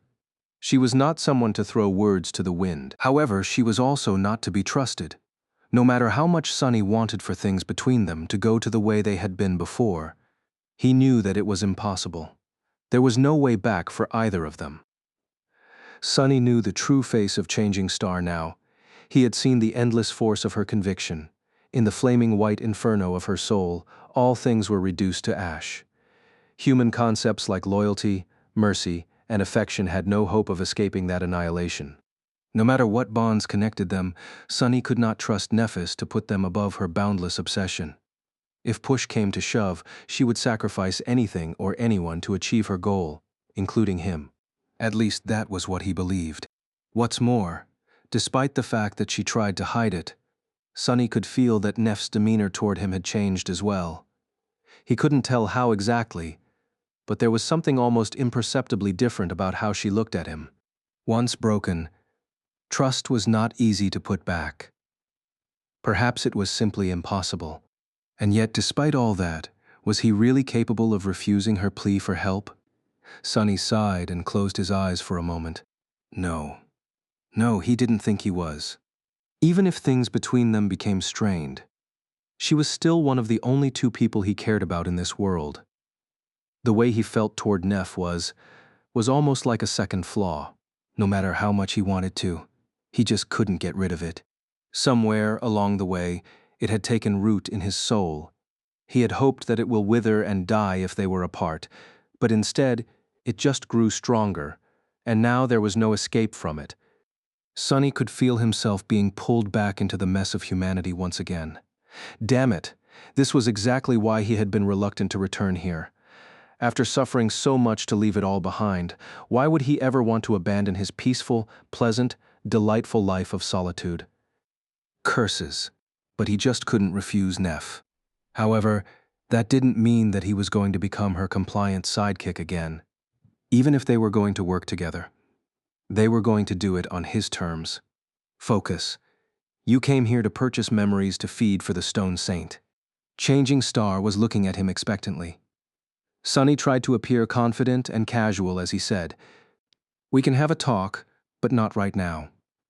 I'll come find you when I'm done with my business." Whatever it was that she wanted to discuss, it could not be extremely urgent. After all, Nephis had no idea that he was going to return from the ruins today. If there was no time to waste, she would not be wasting it on him, logically. Changing Star was silent for a few moments, her face indifferent. Then finally, she answered in a flat tone, "That is fine. You know where to go." Sunny smiled. "Oh, and if you don't mind, I'll bring Night with me." Both of them stared at him with the same doubtful expression. "You will?" Turning to the charming young man, Sunny pretended to be surprised by his question. "Don't you want to meet my other friends? They'll be able to answer all your stupid questions, for sure." Night hesitated. "I guess?" "Wonderful." Sunny gave him a nod and glanced at Nephis, who was clearly wondering if her idol could really be trusted. "It's decided then. Now, if you'll excuse us." Truth be told, he didn't trust the pretty archer that much either, but his ability to detect lies would come in incredibly handy during the conversation with Changing Star. She was the one and only graduate of Sunny's school of deception and lies, after all. Pushing Kai away, he waited until they were at an appropriate distance and asked, "So what did you find out about the memories?" Soon enough they were entering the bright castle. Sunny felt strange returning to this splendid, suffocating place.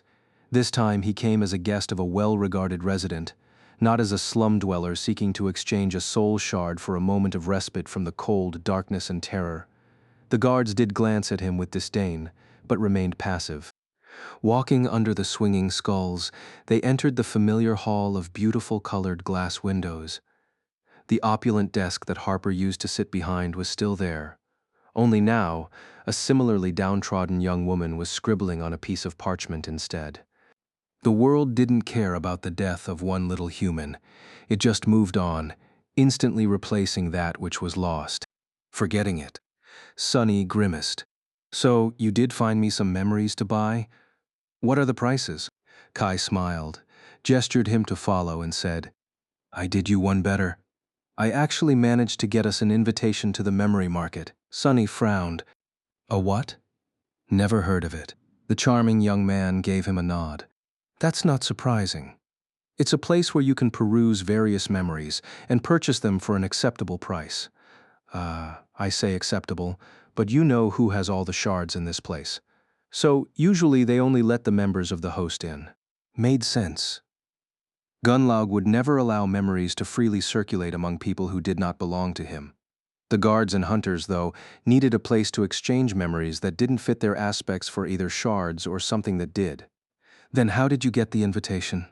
Kai shrugged. "It's not that hard if you have the shards. Problem is, very few of us free folk do. To Sunny's surprise, they actually entered one of the forbidden areas of the castle. After walking down a few long corridors and going down several flights of stairs, a sturdy wooden door appeared before them. There was a symbol of a sword and shield drawn on it. Winking at him, Knight opened the door and walked inside. Sunny followed. Once he saw the interior of the room, his eyes glistened with excitement. Chapter 172, Memory Market. Behind the door, there was a medium-sized hall that had no windows. It was illuminated by a strange lantern that levitated in its center, radiating a bright and stable glow. Along the walls of the room stood various weapon racks, wooden mannequins dressed in full suits of armor, and tables with a wide assortment of beautiful and intriguing objects placed upon them. All of it, the weapons, the armors, the objects, even the levitating lantern, were memories. Sunny felt a thundering thought explode in his mind. For a few moments, he was only able to think about one thing. Money. That is so much money. Inside this unassuming hall hid a fortune that could rival that of an entire corporation. He was barely stopping himself from drooling. Sunny? Brought back from his covetous stupor. Sunny blinked a couple of times and glanced at Kai. The beautiful archer hesitated for a moment, then said, "I was saying, this is Steve. He is in charge of this place." Only now did Sunny notice that there was someone else in the room. It was a man that was old by the standards of the Dark City, nearing 25 or so. He had a round face and cheerful eyes, which were currently full of doubt and hints of disgust. His gaze, of course, was aimed at Sunny. "Have you looked in the mirror, bastard?" Apart from his extremely tall stature, there was one other special thing about Stev's appearance, and it was that he was fat. He was the first obese person that Sunny had met in the Dark City. Having a belly like that in a place like this must have required a lot of work, talent, and dedication. He didn't know whether to be impressed or appalled. In any case, Sunny decided to not get on Stev's bad side. He wouldn't want to get eaten by this ogre, after all. Nice to meet you, Stev. I'm Sunny." The ample giant looked down at him, then glanced at Kai and said in a strange voice, "Knight, my dear friend, are you sure this dirty vagrant is a customer?" Sunny frowned. "Be civil, be civil. Hey, fat bastard, are you sure that this dirty vagrant won't break every bone in that fat blob you have for a body?" In the dead silence, both Kai and Stev stared at him with wide eyes. Then, Stev leaned back and let out a thunderous laugh. "This little gremlin is a funny one. Knight. Well, good. Very good. If there's one thing I lack in this cave, it's entertainment." Chuckling, he shook his head and said, "Still, my goods aren't cheap, my dear friend. Sunny? A good memory will cost you a dozen shards at least. Much more if you want something really useful. Are you sure you have the means to shop here in my emporium? How many shards can a slum rat like you have?" Sunny blinked. "I think there was a misunderstanding. Have you seen me? Do I look like someone who would ever be able to buy something from you? Of course not. I've never even absorbed a single soul shard. That should tell you how many of them I have." Kai gave him a strange look. Because of how confident Sunny had been while traversing the ruins, he must have assumed that his companion was sufficiently powerful. However, now he suddenly learned that Sunny had never absorbed any soul essence. With his ability to sense lies, the charming archer would know that it was the truth. Well, of course it was. He absorbed plenty of shadow fragments instead. Sunny gave away that misleading secret on purpose. He didn't want Knight to start questioning the amount of soul shards he was about to spend, letting the archer think that he was too obsessed with wealth to expend any on increasing his power would, hopefully, lessen the impact a bit. Meanwhile, Sunny shook his head. No. Kai here is the one who'll be handing you the shards. I'm just here to point him at the right ones. I have an eye for good memories, you see." By which he meant that his eyes were literally capable of peering into the very essence of memories and discerning their true traits. But neither of them needed to know that. Steve scratched the back of his head. Well, in that case, take a look around. Ask me any questions if something catches your eye." Then he glanced at Knight and scoffed. "You could have just asked me for advice, you know. It's not like I can lie to you." Kai smiled with embarrassment. "Oh, yeah, sorry." When Steve walked away, he leaned to Sunny and whispered, So the favor you wanted from me is to pretend to buy a memory and then give it to you, so that no one knew that you have a hidden ace? Sunny stared at him. Actually, it was a good theory. Having a weapon or tool that no one knew about was a very good advantage. Unfortunately, Kai didn't really know who he was dealing with. Sunny shook his head. No, I don't want you to buy a memory on my behalf. Then, with an earnest smile, he added, I want you to buy around 10. Kai's beautiful green eyes widened. Leaving the charming archer struck dumb and speechless, Sunny walked away and started perusing the various memories on display. There were a lot of them. By his estimations, at least 100 if not more. All sorts of weapons immediately attracted his attention. There were straight swords, curved swords, estocks and rapiers, scimitars and sabers. Various daggers and knives called to him, shining in the bright light on the enchanted lanterns. There were a dozen or so of polearms, from spears to glaives to halberds to naginatas. Several battle axes were displayed nearby. Further away, warhammers, maces, and flails radiated a silent feeling of crushing force. A few bows received a dreamy look from Kai. There were suits of armor too. From leather to metal, light to heavy, scale to plate. Elegant, unrefined, graceful, barbarous, whatever a person could wish for. Some of them were shaped like actual armor, others looked like cloth garments. Placed on tables, various objects begged for his attention. Gods only knew what enchantments they possessed. Well, to be precise, gods and Stev. And Sunny, walking among the memories, he would periodically place his hand on them. Immediately, the inner weave of the memory would be laid bare to his eyes, which were changed forever by the drop of Weaver's ichor. Studying the logic of the weave, he was able to glimpse its purpose. Of course, there weren't any truly remarkable memories in the hall. Who would want to sell something like that? However, even then, he managed to separate really good ones from simply acceptable, from borderline awful. That last category was what he came here for. Quantity over quality, remember? Sunny was almost done choosing the absolute worst memories out of them all when his sight suddenly fell on a badly illuminated corner. In that corner, covered in a thick layer of dust, stood a seemingly discarded suit of armor. When Sunny saw it, his hands slightly trembled. Chapter 173, Black Armor. For a moment, Sunny froze. However, a second later he continued to behave just like before, as if nothing had happened. The first rule of haggling: never let the enemy see that you're interested in buying something. And Sunny was dead set on haggling until Steve's ears started to bleed today. Pretending as though he had not noticed the dusty armor, he walked around a bit more, slowly approaching the corner where it was displayed. Judging by the neglect with which the armor was kept, the master of the memory market did not know its true value. Sunny really wanted to keep it that way, because if he was right, that armor was much more valuable than anything else here. He didn't know for sure, but suspected that it was nothing short of a true treasure, because he recognized it. The suit of ancient plate armor was jet black in color, its design intricate and solemn. It radiated a feeling of dark resolve and stalwart, adamantine grace. All parts of it were perfectly fitted to one another, creating an almost seamless barrier of impenetrable steel. Or rather, stone, because the dusty armor was almost exactly the same as the one the Stone Saint was wearing. Of course, there were some differences. For starters, this one was somehow more impressive. It felt as though it had once belonged to a creature of higher status than the steadfast Shadow. While Shadow's armor was made out of dark granite, this one was cut out of pure black onyx. Its glossy surface seemed to absorb and devour any light that fell on it. And that was just in its dormant state. Once it was animated like that of the Stone Saint, who knew how fearsome it would become.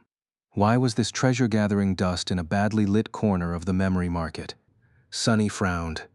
Yes, he was most likely the only person in the Dark City who had seen the formidable living statues up close.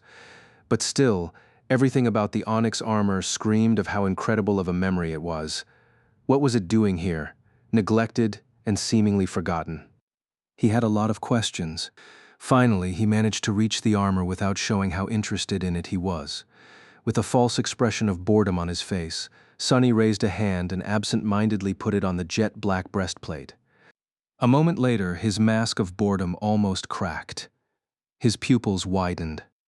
What he saw beneath the surface of the armor shocked him to the core. The weave of ethereal diamond strings inside it was on a completely another level from anything he had ever seen. It was much more complex and vast than even that of the puppeteer's shroud, which was not surprising, considering that there were no less than 6 glowing embers connecting it all together. And those embers were much larger and brighter than those inside his current memories. Sonny gulped. In front of him, covered in dust, was an ascended memory of the 6th tier. Something that only a fallen terror could leave behind. Jackpot. His glee, however, did not last long. Almost instantly, Sonny noticed that there was something wrong with the weave of the onyx armor. It was damaged. Thousands of strings were torn apart, leaving the whole pattern broken and full of disharmony. Instead of flowing seamlessly, they floated in the darkness, untethered from each other and the nexuses. The whole thing was a mess. That's why he couldn't feel any logic or purpose in the weave. It was simply not there anymore. Sonny frowned. How could a memory stay damaged beyond repair? That didn't make any sense. Memories were supposed to repair themselves inside the soul sea as long as they were not completely destroyed. This rule was pretty much universal. It couldn't be broken, unless a seed of understanding appeared in his mind. However, before Sonny could elaborate on his idea, Stev chuckled and put a giant hand on his shoulder. What an awesome armor, right? My dear friend Sonny, saying that he leaned forward and laughed. Throughout Sonny's exploration of the memory market, Stev had approached him several times to describe the most alluring qualities of his wares or simply to chat. He was obviously bored out of his mind in this windowless hall. Sonny stared at him and blinked a couple of times. If you only knew what kind of a priceless treasure this is, fool. Of all the pieces of crap in this market of yours, this one is by far the most outrageous. I can hardly believe that you had the audacity to show it to people. By which he meant that it was genuinely the best memory in this whole room, if not in the whole castle, except for Gunlog's golden armor, of course. However, if it sounded as though he was blaming Stev for being shameless and trying to sell people an utter piece of crap, well, he couldn't do anything about that, right? Steve sighed. Usually I would get into an argument and try to defend my inventory, but I can't really disagree this time. This armor, no matter how awesome it looks, is indeed absolutely useless. It has been here from long before I was put in charge of the market, actually. I even consider it to be a sort of mascot. Sonny scratched the back of his head. How come no one ever bought it? He was pretty sure that he knew, but needed to hear what was Stev's explanation to glean how much the giant man understood. Steve shrugged. Why would anyone buy it? Have you not noticed that it's made of stone? Like, actual stone? It's so heavy that not even Tesai can move under all the weight. Maybe an awakened would be able to, but to us sleepers, wearing this armor is pretty much like trying to walk around dressed in a mountain, and that stone is not that hard to break too. He looked at the onyx armor and sighed. Actually, this armor has quite a story. It once belonged to a member of the legendary cohort that conquered this castle. Some even say that it belonged to the First Lord himself. Supposedly it had an enchantment that made it much lighter back then. He looked at the armor with doubt, but when they were fighting some ancient terror, maybe the Spire messenger who lived here, the armor was seriously damaged. Something went very wrong. The enchantment was broken, and it turned into a piece of stone. It's so damaged that even the spell can't make sense of it, simply describing it as unknown this.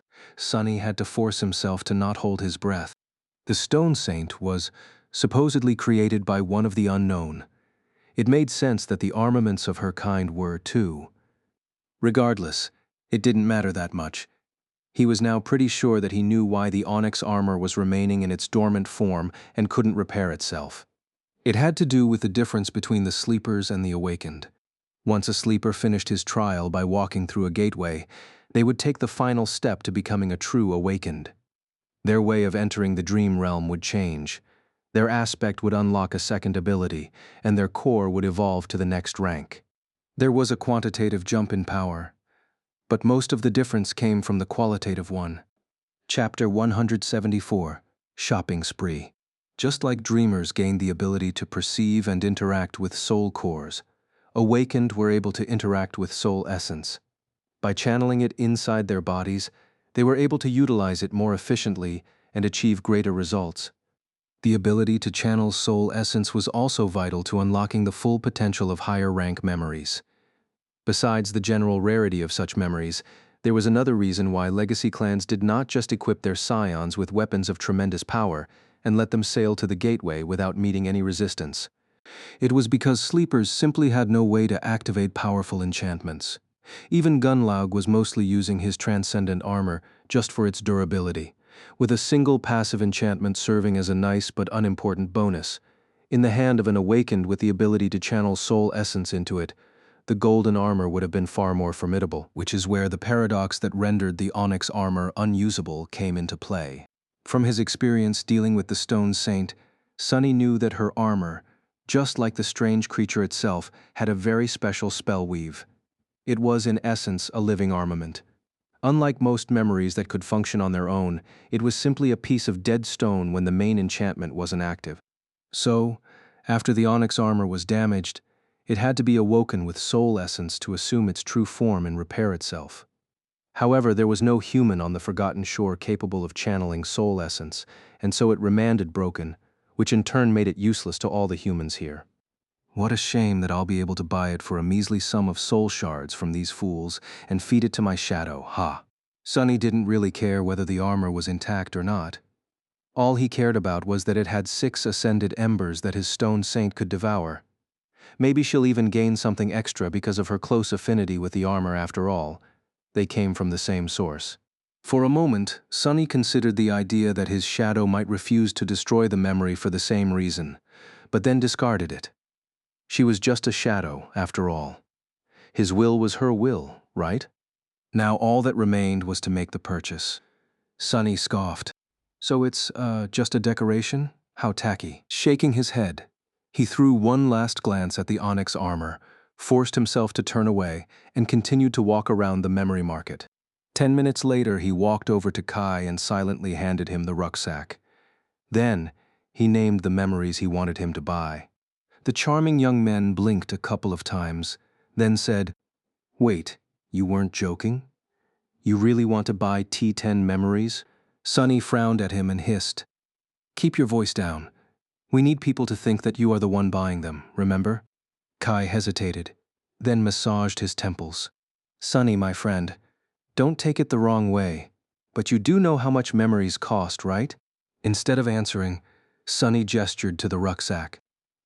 "Open it, you idiot." The archer sighed and opened the clasp of the rucksack. Then he almost dropped it. Inside the crude backpack, dozens of soul shards were softly glowing in the dark. There were around 70 of them in there, at least. Kai's hands trembled. Raising his head, he stared at Sunny with wide eyes and whispered with horror, Sunny, where did you get all these shards?" 70 shards was more than most of the people in the Dark City would see in their lifetime. The contents of the unassuming rucksack were enough to start a chain of bloody conflicts that could culminate in a small war. Sunny stared at him and shrugged. "What do you mean? They were just gathering dust in my bedroom.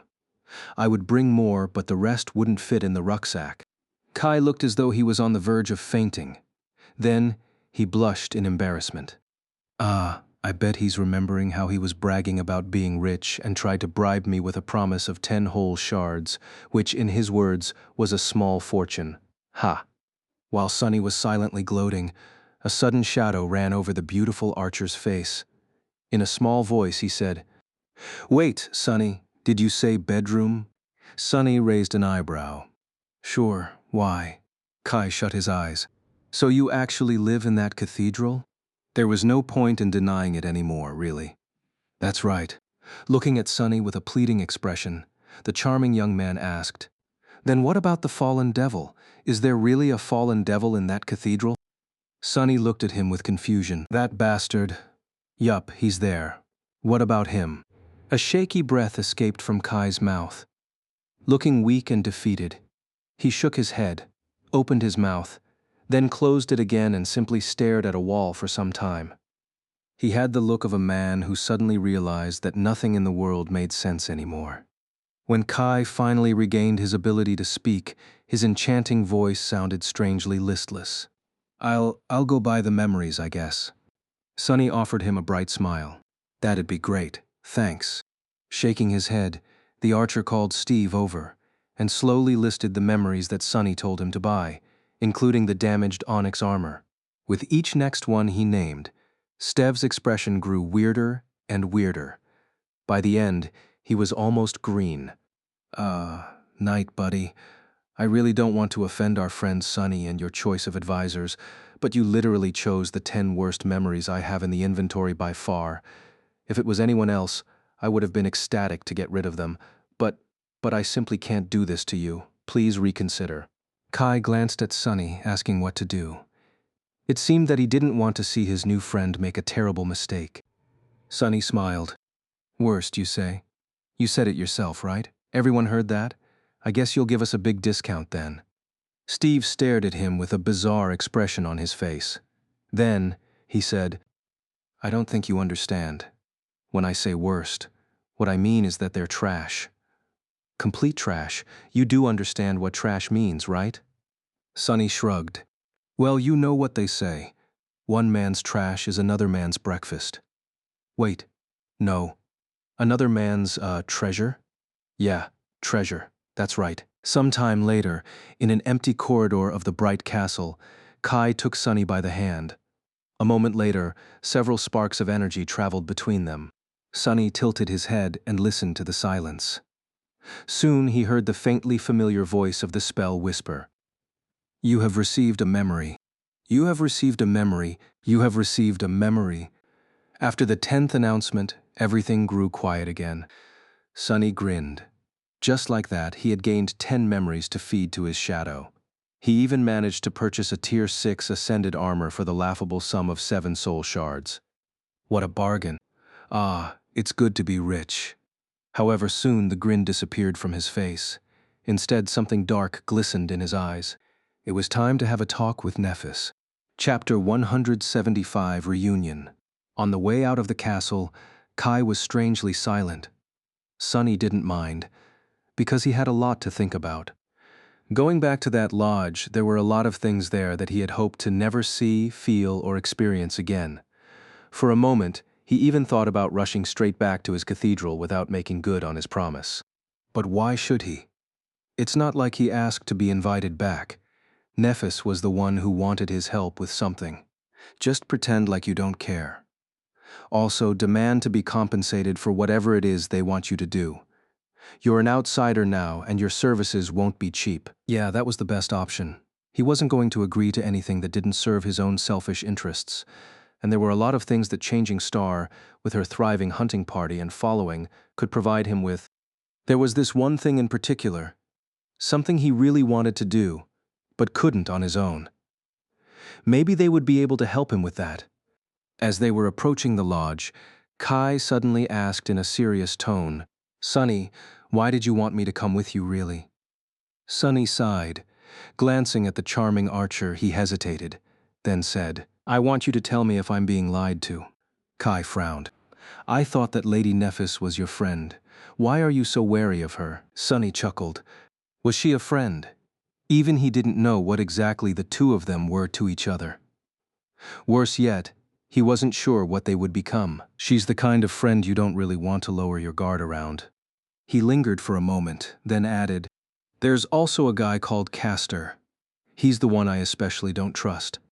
The archer raised his eyebrows. I've heard only good things about Castor. Why him specifically? Sunny cast a sideways glance at him and scowled. To be honest, Castor hadn't really done anything to deserve his hostility.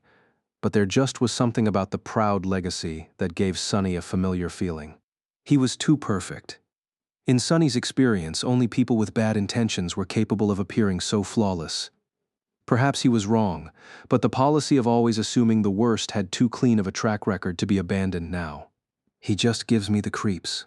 Seemingly satisfied with this answer, Kai shrugged and followed Sunny into the lodge. The headquarters of Changing Star's hunting party had changed a lot since his last visit. It had already looked pretty presentable back when he was a member, but now the lodge was much more impressive. The first thing that caught the eye was that it had grown much bigger. During the months of his absence, additional structures were built to expand it both horizontally and vertically. Now, it was by far the largest building in the outer settlement, almost starting to resemble a small town hall. It was heavily fortified too, especially from the side that faced the white road. A couple of lookouts were visible on the roof, observing the ruins below. They were wearing armor-type memories and holding bows in their hands. It was a far cry from how things were before. Inside, a lot of people were busy with various tasks. Sonny froze for a moment, disoriented by all the activity. He almost felt as though he had somehow mistakenly returned to the castle. The reason for it was not the neat and tastefully decorated interior, with warm carpets covering the stone floor and various tapestries hanging on the sturdy stone walls. No, the main difference was in how the people here comported themselves. The rot of hopelessness was almost gone from their eyes, replaced with energy and vigor. Sonny frowned. Why hasn't Gunlug put an end to all this yet? From everything that he saw, Nephis was almost asking to be destroyed. How was all of this possible? His grim thoughts were disrupted by a young woman who greeted them with a smile. Welcome. Can I help you with something? Sonny stared at the smiling girl, trying to remember if he knew her. No one came to mind. Trying to remove the scowl from his face, he answered in a flat tone, Neph is expecting me. The young woman blinked. Sorry, who is Neph? Sonny rolled his eyes. Sorry. Lady Nephis is expecting me. You know Changing Star of the Immortal Flame clan? The young woman's eyes widened. Oh, I see. Let me show you the way. Sonny wanted to retort that he knew the way, but truth be told, he wasn't sure that he did. With all the changes that happened to the lodge, he had no idea where things were. On their way, they passed the tiny room that used to belong to him. Just as they were walking by, Sonny glanced inside and saw that it was now home to someone else. In fact, he recognized a couple of things that the new owner left on the narrow cot. They were casters. A corner of his mouth curled upward. Figures. It seemed as though he was thoroughly replaced by the scion of the Han Li clan. Well, whatever. The cot was not very comfortable anyway, unlike his luxurious wide bed in the hidden chamber of the cathedral. Finally, the young woman led them to the area that used to be the central hall of the old lodge. Now it was separated from the rest of it by a thick wall, with a sturdy wooden door barring the way inside.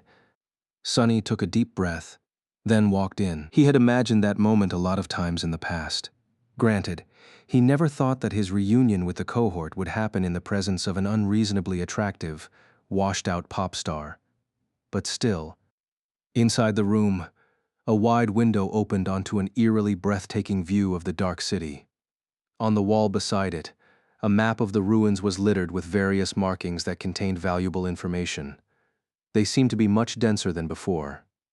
There was a large wooden table beside the window, around which stood 7 makeshift chairs. Currently, only 2 were occupied. Effie was sitting on one, her feet unceremoniously resting on the table. As always, she looked extremely comfortable and relaxed. On the chair next to her, a beautiful blind girl was cradling a cup in her delicate hands. It was Cassie. Nephis and Castor stood near the map, discussing something with each other. The 4 of them were the core of the Immortal Flame hunting party. Once Sonny and Kai entered, everyone turned to them. Sonny put on a brave face and forced out a grin. Oh, so many familiar faces. Hi, everyone. No need to say how much you missed me. Anyway, this is Kai. Kai, say hi to everyone. These are Cassie, Castor, and Effie. You already know Nephis. Giving him a strange look, the charming archer smiled dazzlingly and said in his stupidly beautiful voice, hello Lady Nephis, Cassie, Castor, Huntress Athena. It's very nice to meet you. Cassie giggled. Huh? You won't believe it, guys. I thought I just heard Knight from Nightingale say my name. Crazy, right? Kai blinked. Oh, sorry. I am Knight from Nightingale, actually. Effie leaned forward and extended one arm. Cassie's face, meanwhile, grew deathly pale. An expression of utter terror appeared on it. Her hands trembled, and the cup she was holding fell from them. Catching the cup just a moment before it hit the floor, Effie sighed and shook her head. Every time this happens, every time. Sonny furrowed his brow and glanced at the beautiful Archer with disdain. Oh, come on, was that reaction really necessary?